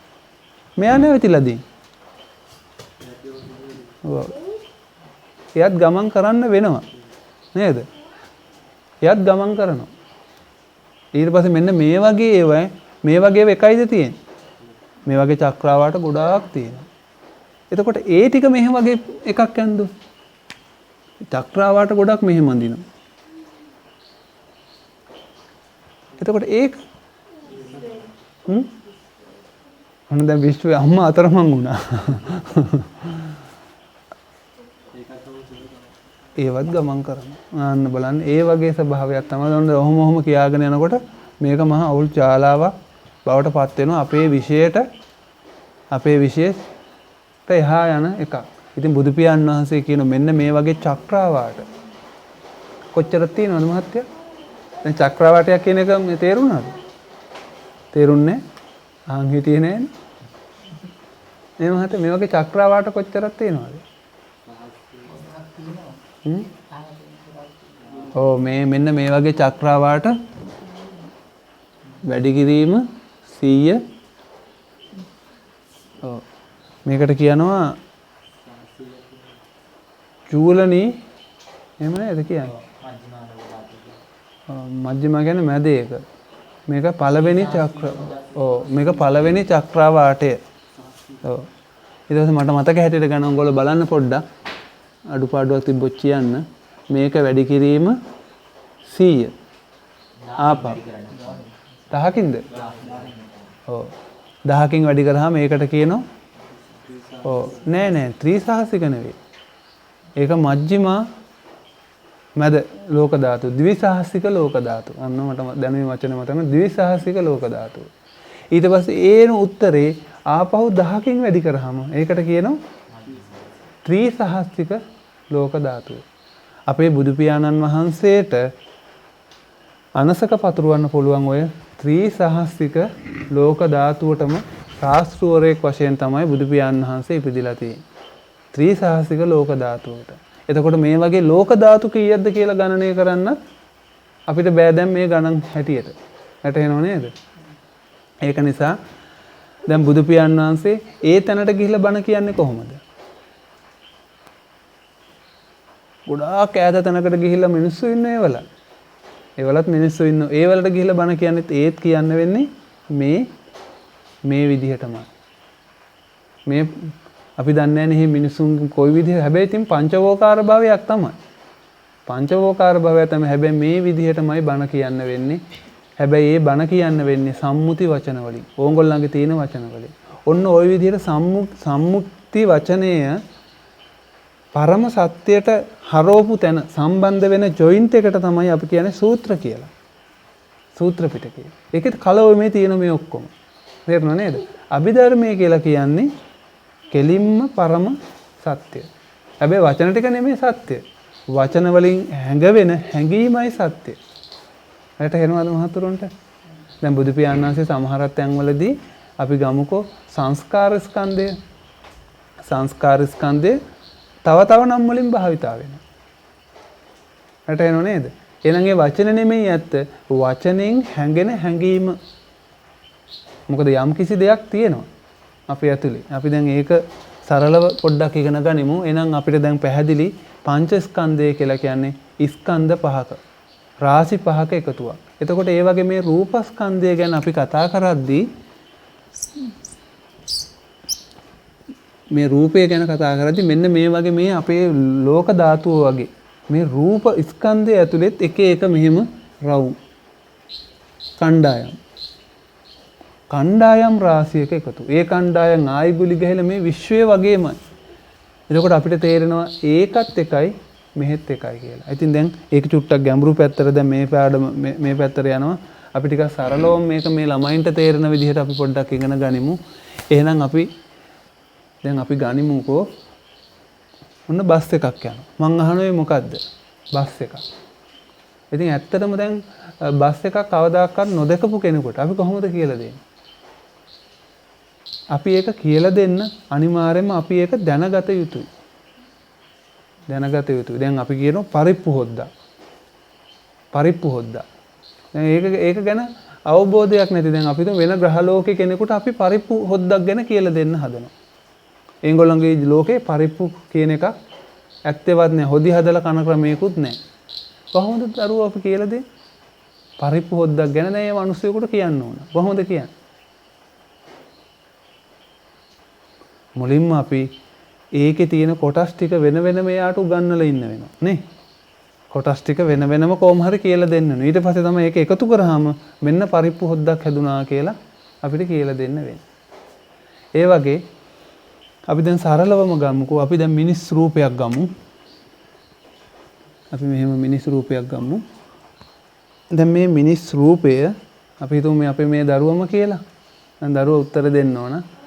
දැන් අපි අපුව හඳුන්වා දෙන්න අපි සරල ක්‍රමයක් දැන් භාවිතා කරන්න හදන්නේ. දුවට තේරෙන විදිහට අපි ධර්මය අමතක කරලා බුදුන්ගේ දේශනා අමතක කරලා දැන් අපි දැන් පරිප්පු හොද්දක් කාට හරි කියලා දෙන්න අපි පරිප්පු හොද්දේ කොටස් ඉගෙන ගන්න වගේ අපි ඒක වෙන් කරන්න එපැයි නේ.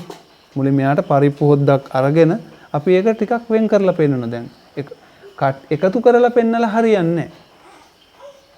මං කියන එක තේරෙනවද? දැන් වතුර පෙන්නනවා මිරිස් පෙන්නනවා එහෙම පෙන්නලා යාට පරිප්පු හොද්ද කියලා දෙන එක ප්‍රායෝගික නෑ. යාට තේරෙන්නේ අපි මුලින් පරිප්පු හොද්දක් ගෙනලා පෙන්නනවා. මේන් පරිප්පු හොද්ද.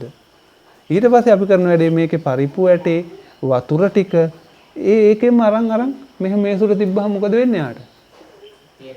යාට හොඳට තේරෙනවා. දෙහියනේ අර මං කලින් දැකපු පරිප්පු හොද්ද. එතන පරිප්පු හොද්දක් නෑනේ මේ වෙන වෙනම ටිකක් තියෙන්නේ. නේද? අන්න එහෙම කියලා යාට හොඳට පේන මුලින්ම පරිප්පු හොද්ද පෙන්නන්න ඕනේ. ඊට පස්සේ වෙන් කරලා පෙන්නන්න ඕනේ. ඒ මුලින්ම අපි එකපාරට වෙන් කරනවද? මොකද එකපාරට අර ටික පෙන්නුවොත් මොකද වෙන්නේ? එයා පිළිගන්නවද ඔක? ඕ දැන් සමහරක් වෙලාවට අපිට දකින්න කෑම අර කුඹුරේ තියෙන වී ඇටේ නූල්ස් එකක් වශයෙන් අපි කනකොට අපිට ජීවිතේට හිතෙන්නේ නැහැ නේ ඔකනේ. පිළිගන්නේ ඒකේ ගහලා තියෙනවා. ඒක නිසා මේකේ හාල් පිටිවලට අමතරව වෙන යමක් තිබුණොත් මොන කොච්චරද ගාණක් දෙනවා කියලා. ඒ තරම් විශ්වාස කරන්න බෑ අර බී යටේ අර තරම් පරිවර්තනයක් වෙලාද කියලා. සමහරට ඕක හිතා ගන්න බැරි විදිහට පරිවර්තනේ වෙනවා. අන්න ඒක නිසා ඒ වගේ දේවල් වලින් අපි තේරුම් ගමු. අපේ දරුවව දුවට තේරෙන විදිහට බෙදලා පෙන්නන්නකෝ. දුව එතන මොනවයි තියෙන්නේ? අපි පුංචි දරුවම අපි අල්ලගමු. එයාට තේරෙන්නෙම නැහනේ. දුවගේ නම මොකද්ද? තිලිනි. තිලිනි කියන්නේ මොකටද? ඈ? තිනිති. ඔව් තිනිති. තිනිති කියන්නේ මොකකටද? ශරීරය කිව්වම ඔක්කොම එකටනේ පුතේ. හරි ඇස කන නාසය ওই විදිහට අපේ බුදු පියාණන් වහන්සේ අපිට ඒකත් ලේසි කරලා තියෙන කොටස් 32කට බෙදලා තියෙනවා. කේසා ලෝමා නඛ ඇස කන් දත් නහර මස් ඇට මිදුළු සෙම සැරව ඔය වගේ වකුගඩු අක්මාව කොටස් ටික සේර ඔක්කොම බුදු පියාණන් වහන්සේ අපිට කියලා තියෙනවා. තේරුණා නේද? එච්චරද දුව තියෙන්නේ? එහෙනම් මොනවද තියෙන්නේ? එකක් කියන්න. ඒ ටිකෙන් අමතරව. දැන් අපි හිතමු දුව මැරෙනවා කියලා. දුව මැරෙනවා නේ කවදා හරි. දුව මැරුණාට පස්සේ මොනවද අයින් වෙන්නේ? හිත. එහෙනම් මොනවද තියෙන්නේ? දැන් දුව ප්‍රධාන කොටස් දෙකකට මට බෙදලා කිව්වොත්. අපේ දරුවා කියන්න බලන්න. සිත හා කය. අන්න අර අක්කා කියනවා සිත හා කය. ඔන්න දැන් දුව කොටස් දෙකකට බෙදලා පෙන්න මං අහන දුවගේ නම මොකද්ද කියලා දුවගේ නම කියනවට වැඩිය ඇත්තම කතා කරොත් අවංකවම කතා කරොත් සිත හා කයක් තියෙනවා කියලා කිව්වොත් ඒක නිවැරදි නේ. කාටවත් බොරුයි කියලා කියන්න බෑ. සිත හා කය. එහෙනම් ඔන්න බලන්න මම දුවව කොටස් දෙකකට බෙදුවා. මොකද්ද ඒ? මේ රූපෙම කන්නතුම තියමුකෝ. ඔන්න මෙයාව අපි දෙකකට බෙදුවා. එකක් තමයි සිත. මෙහෙම ඊතලයේ ගැහුවට මෙතන නෙමෙයි සිත තියෙන්නේ. දැන් දුවේ කොහෙද සිත තියෙන්නේ? අපි ඒක හොයාගමු නේ. පස්සේ හොයාගමු නේ. ඊට පස්සේ කය. කය කොහෙද තියෙන්නේ? පිට. සිත ඇතුලේ. ඒක කමන්නේ. දුව කරදරේ වැටෙනවා ඒවට උත්තර දෙන්න කියෝ. අර සිරිපාල බස් එකට නැග්ගා කතාව තමයි වෙන්නේ. එතකොට ඔන්න බලන්න අපි මේ මනුස්ස ශරීරය අපි කොටස් දෙකකට බෙදුවා සිත හා කය කියලා.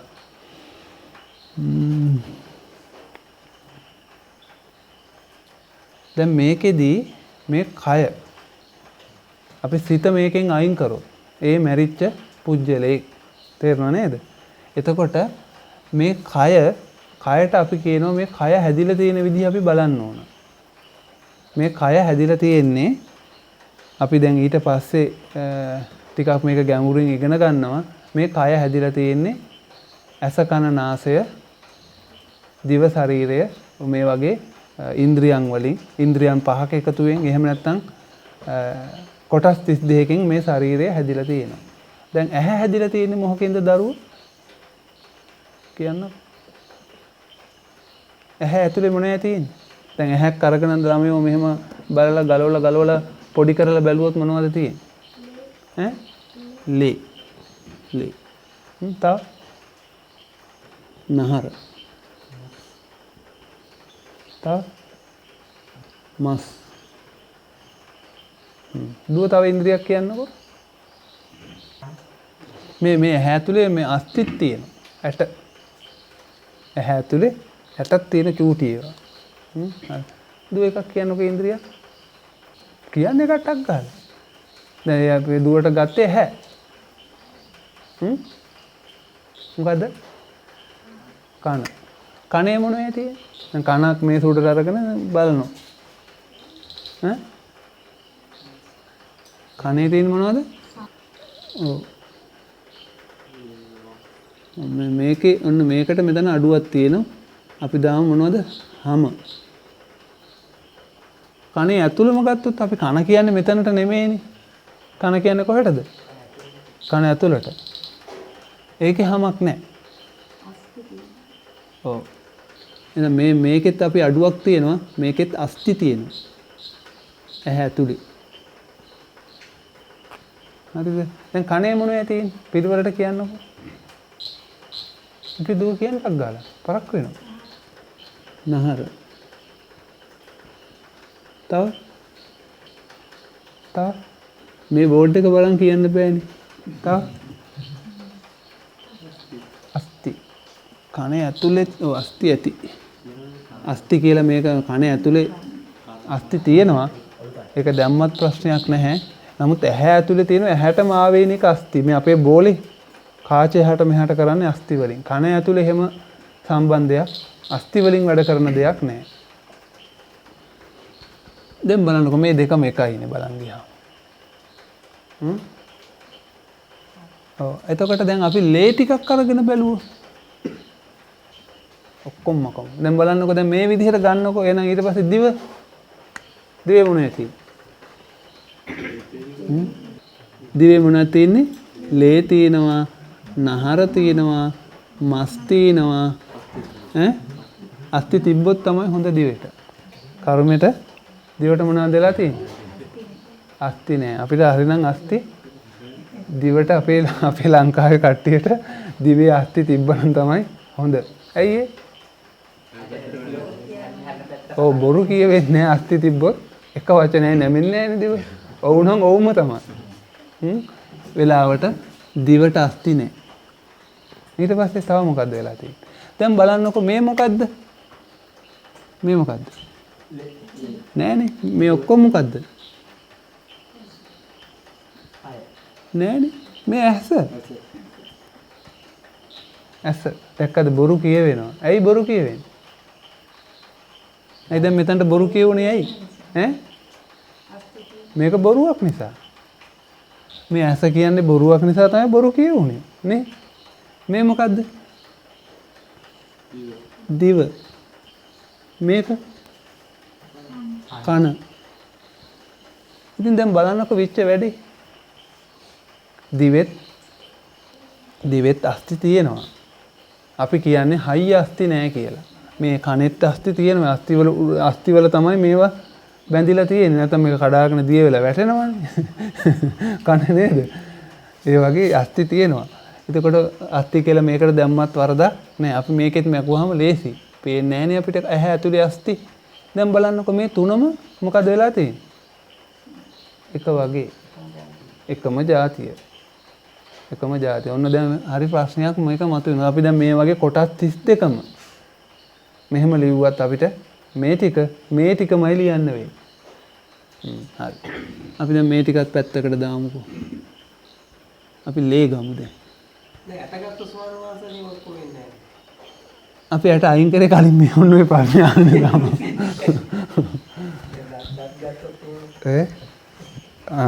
අනේ ඒ ප්‍රශ්නේත් ඒකත් එහෙම තමයි මහත්තයා. දත් ගත්තොත් ඒකෙත් අස්ති තියෙනවා. දත ඇතුලේ මස් තියෙනවා. දත ඇතුලේ නහර තියෙනවා. ලේ තියෙනවා. ඔක්කොම ටික තියෙනවා. කිසි වෙනසක් ඕකේ වෙන්නේ නැහැ. ඒ කියන්නේ ඒකත් කන්නේ කට්ටිය. මස් වගේම තමයි. අපි ඒක පස්සේ ගනිමු. මහත්තයා මෙහෙමයි දැන්. මේ අපි මේ ගැඹුරු ඉගැන්වීමක් කරන්නේ. දැන් මෙහෙම ගමුකෝ. කිරි බොනව නේද? එළඟි තෙල් කනවද? මහත්තයා එළඟි තෙල් කනවද? කැමති නැති කට්ටිය ගොඩාක් ඉන්න එළඟි තෙල් නේ. එළඟි තෙල් හදන්න ඕන නැන්ද? මාරෙන් සමහරක් කට්ටිය කිරි බොනවා. එළඟි තෙල් පේන්න බෑ. කාටද එළඟි තෙල් පේන්න බැරි? ඕගොල්ලෝ ඔක්කොම කැමති එළඟි තෙල් වලට. බටර් චීස් අන්න බලන්න. එකම හැදුනේ. ඒ කියන්නේ කිරි වල දැන් කිරි තමයි ස්පෙෂල්ම හොඳම එක නේ. කිරි තමයි හොඳම එක. කිරි වලින් යමක් අයින් වුණාම තමයි මොනවද වෙලා තියෙන්නේ? අන්න ඒක නිසා මත ඔන්න ඔහොම ඉගෙන ගන්න. ඒ වගේම තමයි ඇට මේ ටික. අපි ඒක නිසා දැන් මේ ලේ හැදිලා තියෙන්නේ මොන වෑන්ද? ලේ බෙදන්න ඕනේ දැන්. වතුර. තව දැන් අපි මේ ලේ ගන්න බෑ මස් හැදිලා තියෙන්නේ මොන වෑන්ද? දුවේ මස් හැදිලා තියෙන්නේ. අපි ඒ ලිව්වත් අපි ඔන්න ලියමු මස් හැදිලා තින්නේ ඒත් ලේ වලින් වතුර වලින්. දැන් මේක විස්තර කරගන්න ඕගොල්ලෝට ටිකක් වෛද්‍ය විද්‍යාව ඉගෙනගෙන යන්න ඕන. ලේ හැදිලා තියෙන්නේ වතුර, හිමෝග්ලොබින්, යකඩ මේ වර්ග ටික එකතු වෙලා තමයි ලේ හැදිලා තියෙන්නේ. මස් හැදිලා තියෙන්නේ ලේ වල එකතුවකින්. මස් හැදිලා තියෙන්නේ. ඇට හැදිලා තියෙන්නේ ඒත් ලේ වලින්ම එකතුවකින් තමයි ඒව හැදිලා තියෙන්නේ. අපිට ඕක හොඳට ඉගෙන ගන්න පුළුවන් හොඳට තේරෙනවා කලලයක් අරන් පරීක්ෂා කරලා බැලුවොත්. කලලේ මොන පාටද? තනිකරම ලේ ඩොට් එකක් වගේ. අන්න බලන්න. කිරි වගේ තමයි. දැන් අපි හරියට චීස් වගේ අපි තියෙන්නේ තව ටික කාලයක් ගියාම එළඟි තෙල් බවට අපි දිය වෙලා යනවා. අන්න ඒ වගේ බලන්න එකම දේ තියෙන. ඊට පස්සේ ඔන්න ලෞතර බුදු පියාණන් වහන්සේ මේ විදිහටම කල්පනා කරන්න ඇති. වැටහෙනව නේද ළමයා?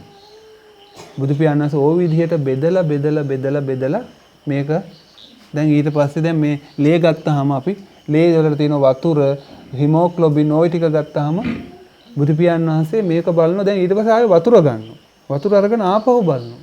වතුර බෙදුවහම මොකද වෙන්නේ? අපි ඒක දන්නවනේ නේ. මොන වෙන්නේ? ඒක වායුන් දෙකක් බවට පත් වෙනවා. ඒක කොටස් දෙකකට බෙදෙනවා. ඊට පස්සේ ඒක වායුවක් ගත්තාම ඒකත් තවත් යනවා. දැන් අපි ගන්නවා ගඩොල් කැටයක්. ගඩොල් කැටයක් හැදිලා තියෙන මොන වෙන්ද? පසුයි වැලි එකතුවෙන් ගඩොල් කැටයක් හැදිලා තියෙනවා. අපි ඊට පස්සේ වැලි කැටයක් අරගෙන වැලි කැටේ බලනවා. වැලි කැටේ බැලුවාම ඔන්න ලෞතුරා බුදු පියාණන් වහන්සේට පේනවා ඒ වැලි කැටේ මොනවද තියෙනවා? ශක්තියින් 4ක් තියෙනවා. ඔන්න දැන් වතුර දුවේ වතුර බිඳුවක් පිනි බිඳුවක් බුදු පියාණන් වහන්සේ බෙදලා බැලුවහම බුදු පියාණන් වහන්සේට පේනවා ශක්තියින් 4ක්.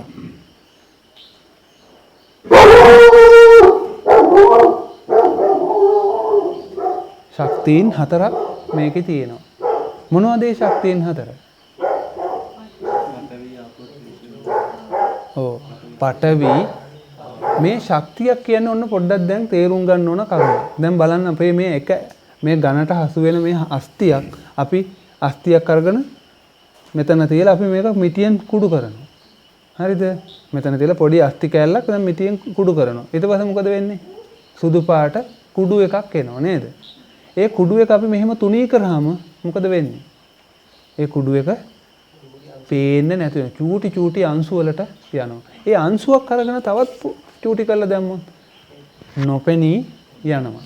ඒ කියන්නේ අතුරුදහන් වුණාද ඒ අංශුව? එතන තියෙනවා. අපිට පේන්නේ නැති තරම්ම සියුම් වුණා. බෙදිලා ගියා. තේරුණා නේද? අපි කෝපි අරගෙන මොකද කරන්නේ කෝපි හදන්න? අපි කෝපි ටික අරගෙන කබලේ දාලා මොකද කරන්නේ? බදින. අපි ගානට එනකොට අපි මේ කෝපි ටික කුඩු කරනවා. ඇයි බදින්නේ? කුඩු කරලා බදින්න බැයිද? බෑ. කුඩු කරන්න පහසු වෙන්න අපි බදිනවා. අන්නේ අපි බදිනවා කියලා මොකද කරේ? ඒක ගැට ගහලා තියෙන. ඒකේ බන්ධනේ තියෙනනේ බන්ධනේ. ඉවත් කරලා අපි කුඩු කරා. අපි තව වැඩිපුර කර කරෝ. අපි කෝපි කොටන්න දෙයක් නැහැ. කුඩු ටිකක් හැදෙනවා. ඊට පස්සේ කුඩු ටික පිච්චිලා යනවා. කර වෙලා පිච්චිලා යනවා. වැටහෙනව නේද? දැන් අන්න ඒ වගේ තේරුම් ගන්න බුදු පියාණන් වහන්සේ මේ විදිහට වැලි කැටයක් ඒ වගේම ජලය පොඩ්ඩක් ලේ චුට්ටක් ඇට කෑල්ලක් මේ විදිහට බෙදලා ගත්තාම බුදු පියාණන් වහන්සේට පේනවා මොනවද තියෙන්නේ? අපි ටික ලියමු. පඨවි ආපෝ තේජෝ වායෝ මේ විදිහට මේක බෙදන්න පුළුවන්. දැන් අපි මොකද්ද මේ බෙදුවේ? ලේ බිඳුව.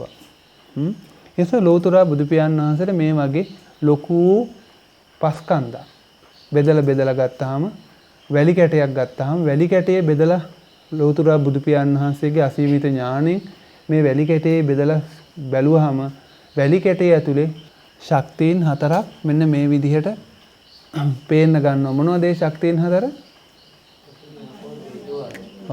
මෙන්න මේ 4ම ආපහු ලියන්න ගන්නවා. ඉතින් මෙන්න මේ විදිහට බුදු පියාණන් වහන්සේ අපේ ඇඟත් පිට ගහක දේවලුත් අපේ ඇඟ ඇතුලේ තියෙන යම් කිසි කෑල්ලක් බෙදලා ගත්තාම බුදු පියාණන් වහන්සේට පේනවා මෙන්න මේ වගේ 4ක් ශක්තියින් එකතු වෙලා තියෙනවා. දැන් අපි අර chart එක දිගටම ලිව්වනම් හරි ලස්සනට එනවා මේ බෙදිලා. අපි ඇහක් බෙදුවා, කනක් බෙදුවා. ඔය එක්කගෙම ආව මේ වගේ 4ක් නේද? අපි ඒන් කෑල්ලක් බෙදුවාම ආයිත් ආවා 4ක්. වැටහෙනව නේද? එතකොට මෙන්න මේ වගේ දැන් අපි හිතමු මේ පෑන මේ බුදු පියාණන් වහන්සේ මේ පෑන බෙදලා බැලුවහම මොකද වෙන්නේ? මොකක්ද ඇති වෙන්නේ අන්තිමටම? අපිට දැන් හිතාගත හැකියි. අන්න හරි. ඒ විදිහට බෙදලා බැලුවහම අපිට බෙදලා පේන්නේ බුද්ධ ඥාණයට පේනවා මේකේ තියෙන්නේ ශක්තියින් 4ක්. මෙන්න මේ 4. පඨවි ආපෝ තේජෝ වායෝ. එතකොට තව ප්‍රශ්නයක් මම අහන්නම්. එතකොට දැන් අපේ ඇඟ සම්පූර්ණයෙන්ම හැදිලා තියෙන්නේ මොන වෙන්ද? පඨවි ආපෝ තේජෝ වායෝ. එතකොට ගහක් හැදිලා තියෙන්නේ සම්පූර්ණයෙන්ම මොන වෙන්ද? පඨවි ආපෝ තේජෝ වායෝ. එහෙම කිව්වොත් ඒක පොඩ්ඩක් වැරදි. මොකද අපි ගහක් නෙමෙයි. නේද? අපි ඒක පස්සේ ඉගෙන ගනිමු. ඒ කියන්නේ අපේව තව තියෙනවා. තව අපිට කෑලි ටිකක් අපිට තව නම් ටිකක් තියෙනවා. දැන් මූලිකම સિદ્ધාන්තය මෙන්න මේක තමයි අන්තිමම ටික අපේත් එන්නේ. එතකොට ඊට පස්සේ බුදු පියාණන් වහන්සේ මෙන්න මෙහෙම බැලුවා මේ පඨවිය කියන ශක්තිය වෙන් කරලා ගත්තා. ඒක බුදු පියාණන් වහන්සේ ආපහු බෙදලා බැලුවම මොනවයි පෙනුනේ? ඈ මොකද?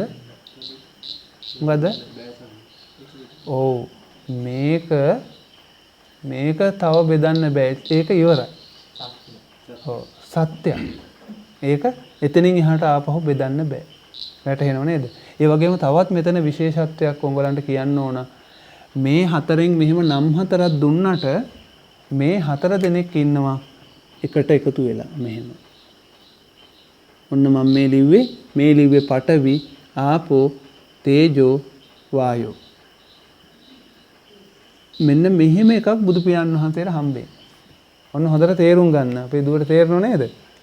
ඒ කියන්නේ 4 දෙනෙක්ව හම්බෙන්නේ මෙහෙම. දැන් අපිට ඇහැක් අරගෙන අපිට පුළුවන් ලේ වෙන් කරන්න නේද? අපිට මස් ටික වෙන් කරලා ගන්න පුළුවන්. අන්න ඒ වගේ බුදු පියාණන් වහන්සේට මේ වැලි කැටයක් බෙදලා බලාගෙනකොට බුදු පියාණන් වහන්සේ මෙන්න මෙහෙම එකක් දකිනවා. දැන් මේ මොකද්ද මේ තියෙන්නේ? ඔව් අපි සම්මුතියෙන් කිව්වොත් පෑන් 4ක්. මේ පෑන් 4 බෙදන්න පුළුවන් නේද? හැබැයි මෙන්න මේක බෙදන්න බෑ. හැබැයි බෙදන්න බැරුණාට බුදු පියාණන් වහන්සේ නිකන් හිටියේ නෑ. බුදු පියාණන් වහන්සේ බැලුවා මේක වෙන් කරන්න නැතුව මෙහෙම දකින්න. වෙන් කරන්න බැරි වුණාට දකින්න පුළුවන් නේ. ඊට අන්න බුදු පියාණන් වහන්සේ දැක්ක 4 දෙනෙක් මේකේ ඇතුලේ ඉන්නවා. 4 දෙනෙක් ඇතුලේ ඉන්නවා. එහෙනම් දැන් මෙන්න මේ පොදු එකට කියන්න ඕන නම මොකද්ද? ඔව් මේකට පඨවි කියන්නත් බෑ. මේකට ආපෝ කියන්නත් බෑ. මේකට තේජෝ කියන්නත් බෑ. වායෝ කියන්නත් බෑ. මේකේ මොකද්ද තියෙන්නේ? අන්න හරි මේකට සුද්ධාෂ්ටකයක් කියලා කියනවා. සුද්ධයි කියන්නේ ඇයි? ආයි කඩන්න බෑ. ආයි මේක ආපහු කඩන්න බෑ කිසිම කෙනෙකුට. එතකොට දැන් මෙන්න මේකේ තව විශේෂ දෙයක් ඔයගොල්ලන්ට කියලා දෙන්න ඕන. මෙන්න මේ 4 දෙනා එකතු වෙච්ච තැන තවත් පේන්න තියෙනවා දෙයක්. ඒ මොකද්ද? ඔව් වර්ණයක් පේනවා. පාටක් පේනවා. ගඳකුත් තියෙනවා. වර්ණ ගන්ධ රසයකුත් තියෙනවා. ඕජාවකුත් තියෙනවා. දැන් මේ හුළඟ මොකද්ද දුවේ හුළඟේ පාට? දැන් බුදු පියාණන් වහන්සේ මේ හුළම් බින්දුව මේ හුළඟක් අරගෙන ඒ හුළඟත් බෙදලා බැලුවාම අපේ දුව ඉතින් 6 වසරේනේ නේද? දුවට ලොකු වැඩි කමක් නැහැ. මේ හුළඟ බෙදලා බැලුවාම දුව මේ අහන්න. මේ හුළඟ බෙදලා බැලුවාම බුදු පියාණන් වහන්සේට පේනවා මේ 4 දෙනෙක්. වැටහෙනව නේද? 4 දෙනෙක් පේනවා. ඒ 4 දෙනා මේ විදිහට අපිට පේන්නේ නැහැ. 4 දෙනෙක් පේනවා. ඒ 4 දෙනා ඉන්නවා නම් අනිවාර්යෙන්ම එතන මොනවද තියෙන්නේ? වර්ණ, ගන්ධ, රස, ඕජා. අන්න කී දෙනෙක් ඉන්නවද එතකොට? ශක්තියින් මං අර බෝලේ ඇඳේ නැත්te එක එහෙක බෝලයක් අඳින්න පුළුවන් එකක් නෙමෙයි. පේන දෙයක් ඒක. හැදෙන දෙයක්. මෙන්න මේ වගේ දැන් ගඳ කියලා මෙහෙම හදන්න බෑනේ අපිට නේ. දැන් මේ පෑනේ ගඳ දැන් බෝලයක් ඇඳුවොත් මේ පෑනේ දැන් ගඳක් එනවනේ නේ. කොහෙද ඒ ගඳ තියෙන්නේ? ඇතුලේ නෑ මුළු පෑනෙම. ඈ දැන් මගේ අතේ එනවා ගඳ. නේ? කොහෙන්ද එන්නේ? කොතනින්ද? අන්න හරි. ඒ වගේ ඒ 4 දෙනා එකතු වෙච්ච තැන හැදිච්ච දෙයක්. එහෙනම් ඔක්කොම කී දෙනෙක් ඉන්නවද මෙතන? 8 දෙනෙක් ඉන්නවා. නේද? දැන් මෙතන වර්ණය කියන්නේ පටවි නෙවෙයිනේ. මහතර තේරෙනව නේද? වර්ණය කියන්නේ පටවි නෙවෙයි. එහෙනම් මෙතන 8 දෙනෙක් ඉන්නවා. එහෙනම් මේ 8 දෙනාව මොකද වෙලා තියෙන්නේ? වෙන් කරන්න බෑ. වෙන් කරන්න බැරි නිසා අපි ඒකට නමක් දාමු සුද්ධ කියලා. සුද්ධ කර තව මොනවද තියෙන්නේ? සුද්ධ මොනවද තව අපිට ಜಾති තියෙනවනේ. සුද්ධ හාල්. සුද්ධ හාල් කියන්නේ මොනවද ඒකේ වෙලා තියෙන්නේ? හාල් විතරයි තියෙන්නේ ඒකේ. කුණු දූවිලි ගල් සුද්ධ කරලා ඇත. ඒ කියන්නේ ඒක තව හාල් ඇටේ අරගෙන තව කුණු ටිකක් වෙන් කරලා ගන්න බෑ. හාල් ඇටේ අරගෙන හාල් ටිකක් අරගෙන ඒකේ ගල් කැටයක් තව තිබෙන්න බෑ. එහෙම තියෙනවද? එහෙමද? දැන් නම් සුද්ධ ඒවල ගල් තියෙනවනේ. ගලේ සුද්ධ කරලා තියෙන. ඒගොල්ලෝ ගල් සුද්ධ කරලා තියෙන්නේ. එහෙම තියෙනවා. ඒ කියන්නේ ඒවල තව අර හාල් වලට වහන්නේ මොකද? ගුල්ලෝ ඉන්නත් බෑ. සුද්ධ කළ හාල් එකේ ගුල්ලෝ ඉන්නත් බෑ. අන්න ඒ වගේ මේ සුද්ධ අෂ්ටකය කියලා කියන්නේ සුද්ධයි කියන්නේ කිසිම දෙයක් නැහැ. මොනවද තියෙන්නේ? මේ 8 දෙනා විතරයි. ඒ වගේ මේ 8 දෙනාව නැවත වෙන් කරන්නත් බෑ. ඒකයි සුද්ධ කියලා කියන්නේ. වෙන් කරන්නත් බෑ. සුද්ධ කී දෙනෙක් ඉන්නවද? පාලියෙන් 8ට මොකද්ද කියන්නේ? අෂ්ට. පිරිසුදුවට පාලියෙන් මොකද්ද කියන්නේ? සුද්ධ. සුද්ධ වූ පිරිසිදු වූ 8 දෙනා. සුද්ධ ආෂ්ටකය. සුද්ධ ආෂ්ටකය. සුද්ධ ආෂ්ටකයක් හැදිලා තියෙන්නේ මොනවෙන්ද? මේ 8 දෙනාගෙන් සුද්ධ ආෂ්ටකයක් හැදලා තියෙනවා. ඔන්න බලන්න ශක්තියක්. මේ 8 දෙනා වුණාට මෙහෙම බෝල ගහලා අඳින්න පුළුවන්. බෝල කීයද දාන්න පුළුවන්? 4යි. ඇයි බෝල 4ක් දාන්න පුළුවන්? අනිත් ඒවා මේ දෙන්න එකතු වෙච්ච නිසා හැදිච්ච දෙයක්. එතකොට මේ ලෝකේ අපේ මේ පොඩි දරුවෝ මේ ලෝකේ සෑම දෙයක්ම හැදිලා තියෙන මූලිකම දේ තමයි මොනවද? සුද්ධාෂ්ටක වලින්. දැන් මේක හැදිලා තියෙන මොනවෙන්ද? සුද්ධාෂ්ටක වලින්. මෙන්න මේ එකතුවකින් හැදිලා තියෙන්නේ. මේ වායුව සුද්ධාෂ්ටක. ඉතින් දූ කිව්වේ ඒකේ පාටක් නැහැ කියලා. අන්න හරි. පාටක් තියෙනවා. මොකද වෙලා තියෙන්නේ? පේන්නේ. මේ මොන පාටද දුව? රතු පාට. මේ මොන පාටද? දැන් තිබ්බ රතු පාට මොකද උනේ? නැති වුණා? නෑ ඒක තියෙනවා. කොහෙද තියෙන්නේ? මේ ඇඟිලි තියනවද? මොකද උනේ ඒකට? අපේ ධර්මසේන මහත්තයා මොකද උනේ? මහත්තයාට කන් ඇහෙන්නේ නැහනේ. මේ ඒක දුව තියෙනවා. අපිට පේන්නේ සියුම් වුණා. දැන් මම මෙහෙම කියන්නම්කෝ. මම මෙතනට ගෙනහල්ලා හලනවා කොළ පාට මේ වගේ කුඩු චුට්ටක්. කොළ පාට කුඩු. තේරුණාද? ඒ කුඩු ටික මෙහෙම පිය දහලා වටේට දැම්මහම ඒ කොළ පාට කුඩු ටික පේනවද? ඒ කුඩු ටික මොකද උනේ? නැති වුණාද? තියෙනවා පේන්නේ. විසිරිලා ගිහිල්ලා තියෙන්නේ. අන්න ඒ වගේ මේ හුළඟෙත් දරුවෝ පාටක් තියෙනවා. වැටහෙනව නේද? හුළඟෙත් පාටක් තියෙනවා. අහසෙත් පාටක් තියෙනවා. හුළඟේ පාට මොන පාටද? නිල් පාටයි. නිල් පාටයි. දැකලා නැද්ද? අයිය අහසට උඩට ගිහිල්ලා අහස බැලුවම පේන්නේ නැද්ද? හුළඟේ පාට තමයි බුදුවේ පේන්නේ. ඒ ගොඩාක් ඝනකම වෙනකොට අපිට ඒක පේනවා. ඒ පේන්නේ කොහොමද? දැන් හුළඟ අපි මෙහෙම ඉන්නකොට උඩ බලනකොට අහසනේ ඔක්කොම තියෙන්නේ. අන්න එතකොට හුළං ලොකු කුට්ටියක් නේ. නේද? එතකොට අපිට මේකේ පාට පේනවා. වතුර මොන පාටද? නෑ වතුර නිල් පාටයි කියලා කියන්නත් බෑ. ඒ අහසේ තියෙන පාට තමයි වතුරට ප්‍රතිබිම්බය වැටිලා තියෙන්නේ. අහසක් නැති තැනක වතුර තිබ්බොත් ඒ වතුර නිල් පාට වෙන්නේ නැහැ. ඒකේ අර තීන පාටේ ප්‍රතිබිම්බය ඒක ගන්නවා. ඒ වුණාට වතුරෙත් පාටක් තියෙනවා. ඒක පේන කට්ටිය ඉන්නවා. ඒක පේන්නේ කාටද? මාළුන්ට. උන්ට ඒකේ පාටක් පේනවා. දැන් අපිට හුළඟේ පාට පේන්නේ නැහැ කියන්නේ දූවිලි යනකොට හුළඟ මොන පාටද? අන්න එක පාටට එහෙම වෙන්න පුළුවන්. පිරිසුදු එකේ අපිට පාට පේන්නේ නැතුණාට පාටක් තිබෙනවා. ගඳ හුළඟේ ගඳ අපිට හොයාගන්න පුළුවන්. රහ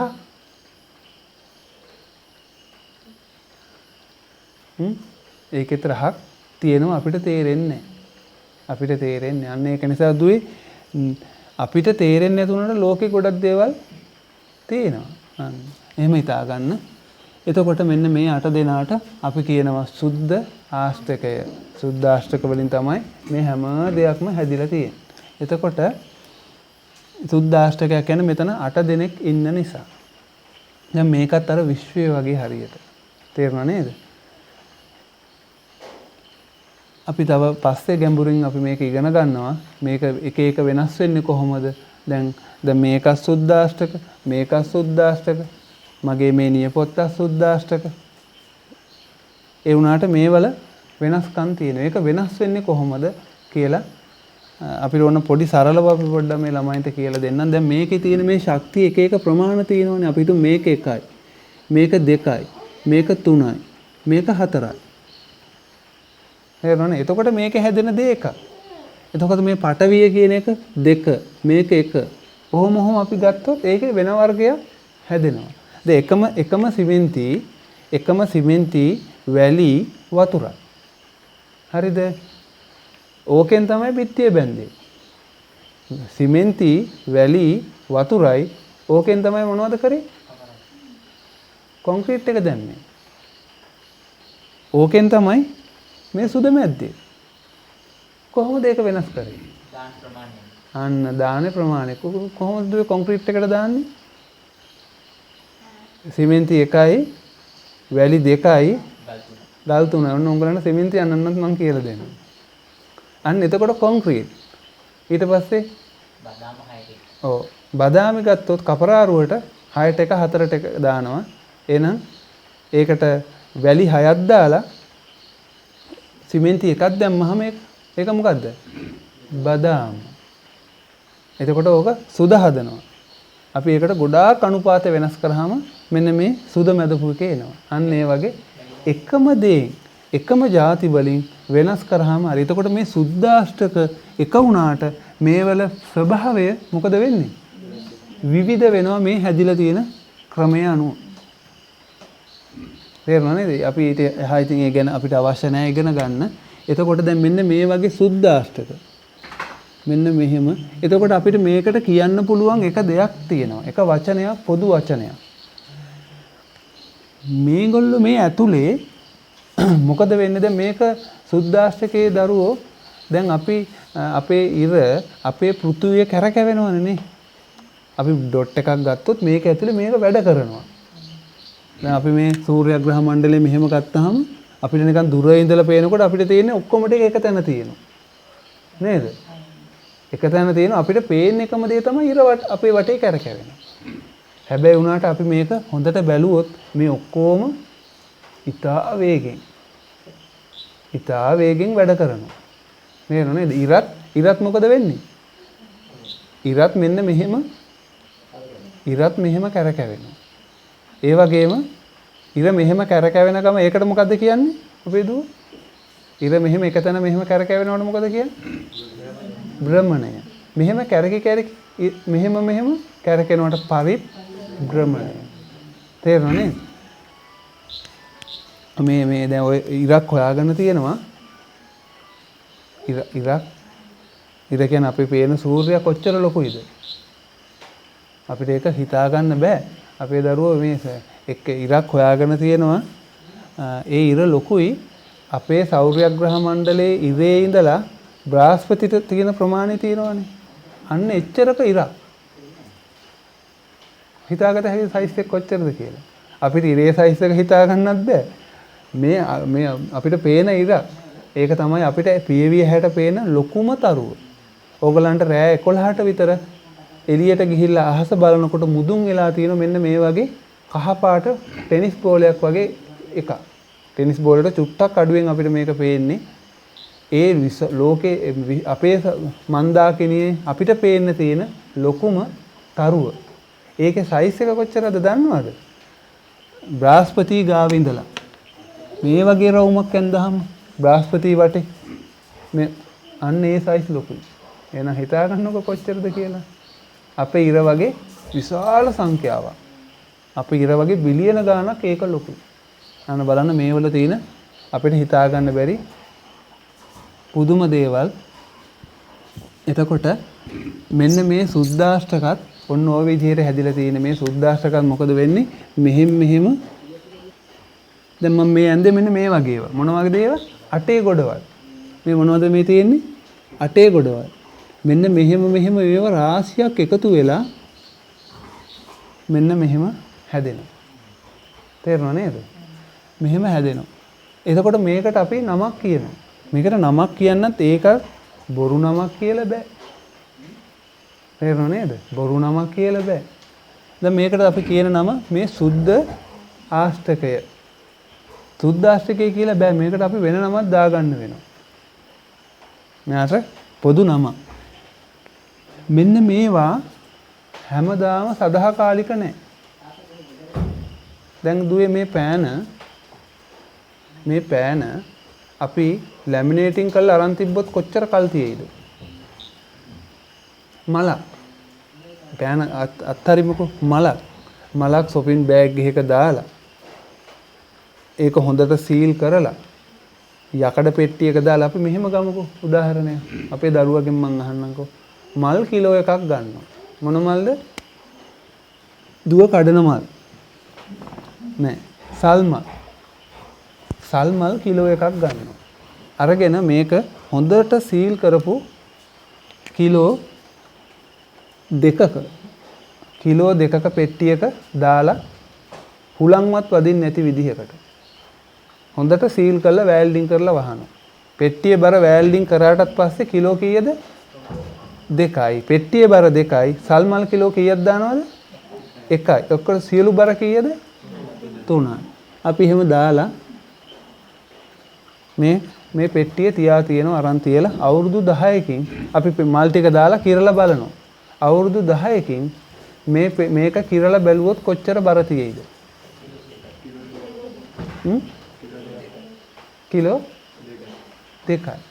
අපි කිලෝ 2ක් කියලා නෝ අපි කිලෝ 2යි පොයින්ට් ගානක් දාමුකෝ. අවුරුදු 10ක් යන ලොකු කාලයක්. බර කිලෝ 2ක් තියෙයි. අර දාපු සල්මල් කිලෝ එකකට මොකද උනේ?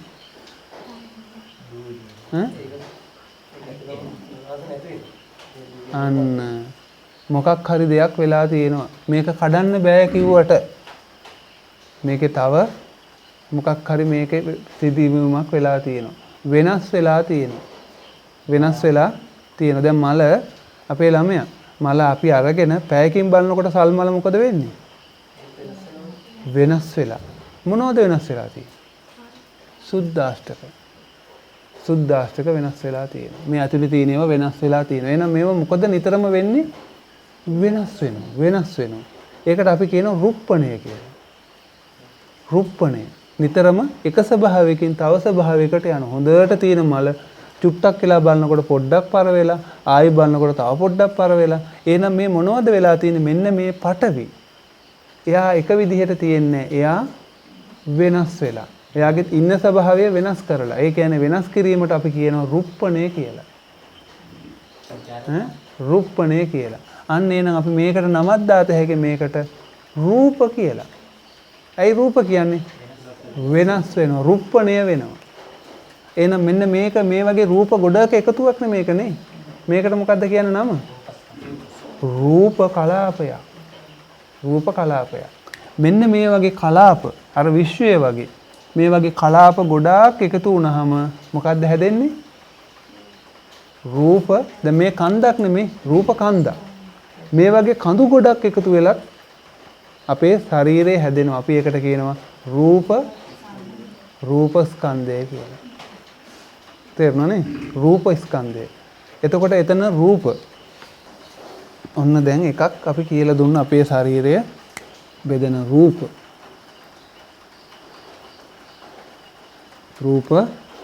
ස්කන්ධ. මේ වගේ ගොඩවල් ස්කන්ධ කිව්වම අන්න බලන්න මෙතන අපි අර ඇඳපු ගොඩට වඩා වෙනස් වෙනවා. මෙතන ගොඩවල් කීයක් තියෙනවද? මේකේ ගොඩවල් ඇතුලේ ගොඩවල් තියෙනවා. ඒවා රාශි වෙලා එක්කාසු වෙලා අර වැලි සිමෙන්ති ගඩොල් පාට දැම්මහම විවිධ දේවල් හැදෙනවා වගේ විවිධ විදිහට මේක හැදෙන්න පුළුවන්. හැබැයි කොයි විදිහට හැදුනත් මොනවද? එකම ද්‍රව්‍ය. එකම ද්‍රව්‍ය. අර කිරි චීස් ඒ වගේ තමයි. එතකොට මේ රූපස්කන්ධය රූප කීයක් තියෙනවද මේ රූපස්කන්ධේ? 8යි. අපි ඉගෙන ගත්තේ 8යි. අපි ඉගෙන ගත්තේ නැති වුණාට දැන් දුව මෙහෙම අපි ගනිමුකෝ අපේ මනුස්ස ශරීරයක් පණ නැති ගස් ගොලන් ඒව ಜಾති තියෙනවනේ. ඒවල තියෙන්නේ රූප 8යි. රූප 8කින් තමයි ඒ ಜಾති හැදිලා තියෙන්නේ. හැබැයි නමුත් මනුස්ස ශරීරයේ රූප ගත්තාම ඒකේ තියෙන රූප 28ක්. අපි ඒව පස්සේ හිමීට ඉගෙන ගන්නවා. අද අපි උගන්වන්නේ මේ O level ළමයින්ට අවශ්‍ය වෙන කාරණා ටිකක් වැඩිපුර විස්තර කරලා මම දැන් ප්‍රශ්නයක් අහනවා අපේ දුවගේ. ගහක රූප කීයක් ඔක්කොම තියෙනවද? 8යි. අපිට ඒක නම් වශයෙන් කියන්නත් පුළුවන්. අඹ ගහ කොස් ගහ කියනවට වැඩිය පඨවි ආපෝ තේජෝ ආයෝ මේ තියෙන්නේ කියලා කිව්වොත් ඒක ගොඩාක්ම නිවැරදි. සම්මුතියෙන් ඒකට දාගත්තු නමක් අපිට දාගන්න පුළුවන්. එතකොට මැරිච්ච මිනිස්සෙගේ රූප කීයක් තියෙනවද?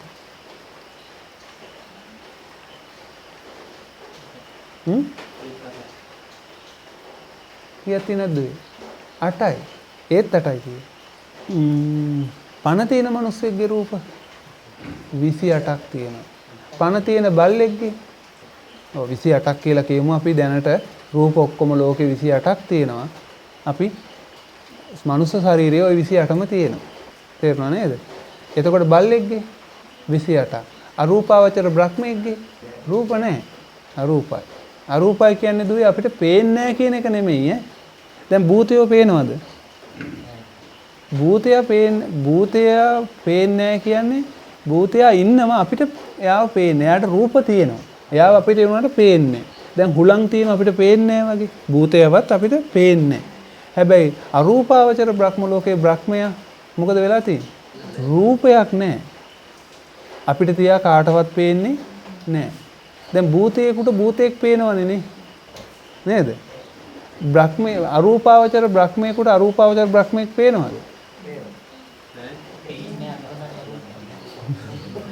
අරූපයිනේ. පේන්නේ. අපි ඒක පස්සේ හිමීට ඉගෙන ගමු. ඒ ඔන්න එහෙනම් අපේ මනුස්ස ශරීරයේ රූප කීයක් තියෙනවද? රූප 28ක් තියෙනවා. අපි දැනට 8ක් ඉගෙන ගත්තා. 8ක් ඉගෙන ගත්තා. තව 20ක් අපිට ඉතිරි වෙලා තියෙනවා. දැන් එන රූපස්කන්ධය ගැන පැහැදිලි නේද? එතකොට ඔන්න දැන් රූපස්කන්ධයක් තියෙනවා. තව මොනවද තියෙන්නේ? රූපස්කන්ධයයි දැන් ඔන්න අපි කය කියන එකට අපි ශරීරය දෙකකටනේ බෙදුවේ නේ. කොහොමද බෙදුවේ? ඔව්. සිත කය නම් සම්පූර්ණම දැන් ඉවර වෙලා ගියා. ලොකු දෙයක්. මේකට අපි නමක් ඉගෙන ගත්තා. රූපස්කන්ධය. දැන් තියෙන්නේ මොකද්ද? සිත. දැන් තියෙන්නේ සිත මකන්න එපාලු. දැන් තියෙන්නේ සිත. දැන් අපි මනුස්ස ශරීරයනේ දෙකට බෙදුවේ නේද? දැන් මේ සිත කොටස් ගොඩක එකතුවක්. හරි වැඩේ තමයි. මේකේ තියෙනවා කොටස් ගොඩක්. මේකේ ඔක්කොම කොටස් ගත්තොත්, කෑලි තියෙනවා 53ක් තියෙනවා. එහෙනම් බලනකොට අපි හිතුවට පේන්නේ නැති වුණාට මේකේ කෑලි වැඩි. කයේ කෑලි කීයක් තියෙනවද? 28යි. එතකොට සිතේ කෑලි ඔක්කොම 53යි. ඔන්න ඇඟේ කෑලි ඔක්කොම කීයද? 28යි. සිතේ 53යි. කොච්චරක් තියෙනවද? එකතුව කීයද?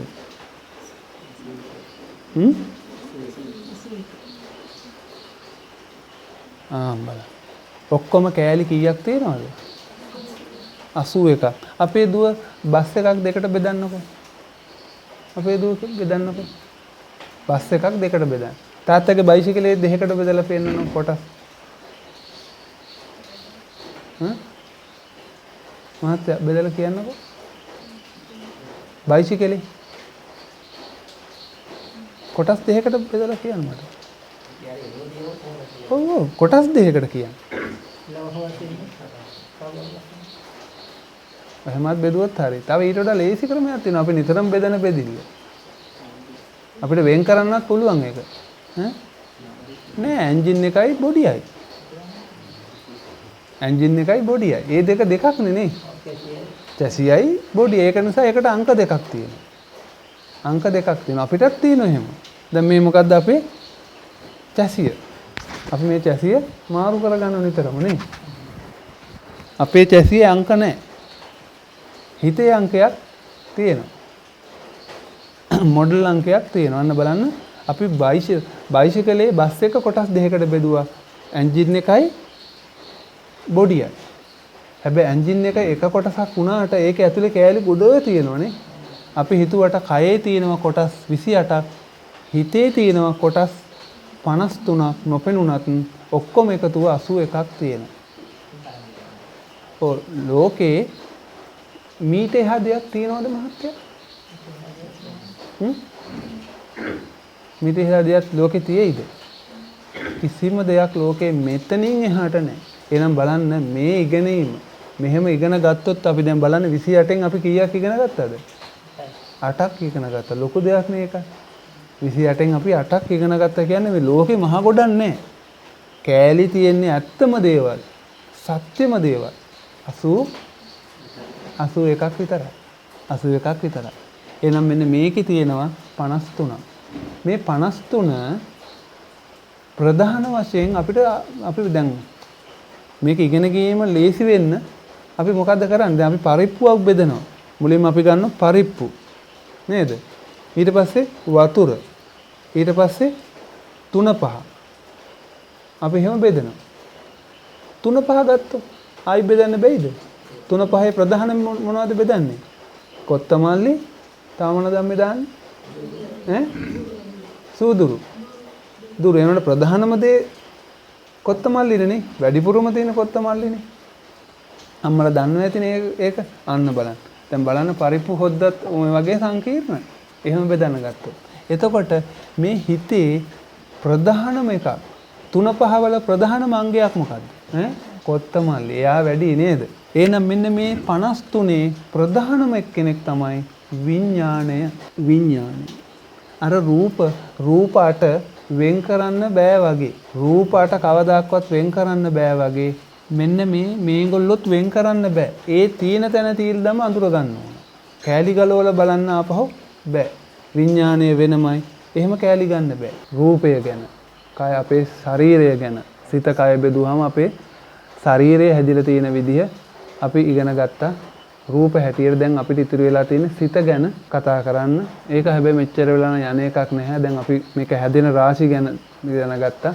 අපි ඊගාව සතියේ ඉතුරු ස්කන්ධ 4 අරූප ස්කන්ධ 4 අපි ඉගෙන ගන්නවා. විඥාණය, වේදනාව, සංඥාව, සංකාර කියන මේ ස්කන්ධ ටික කොහොමද බුදුන් බෙදුවේ?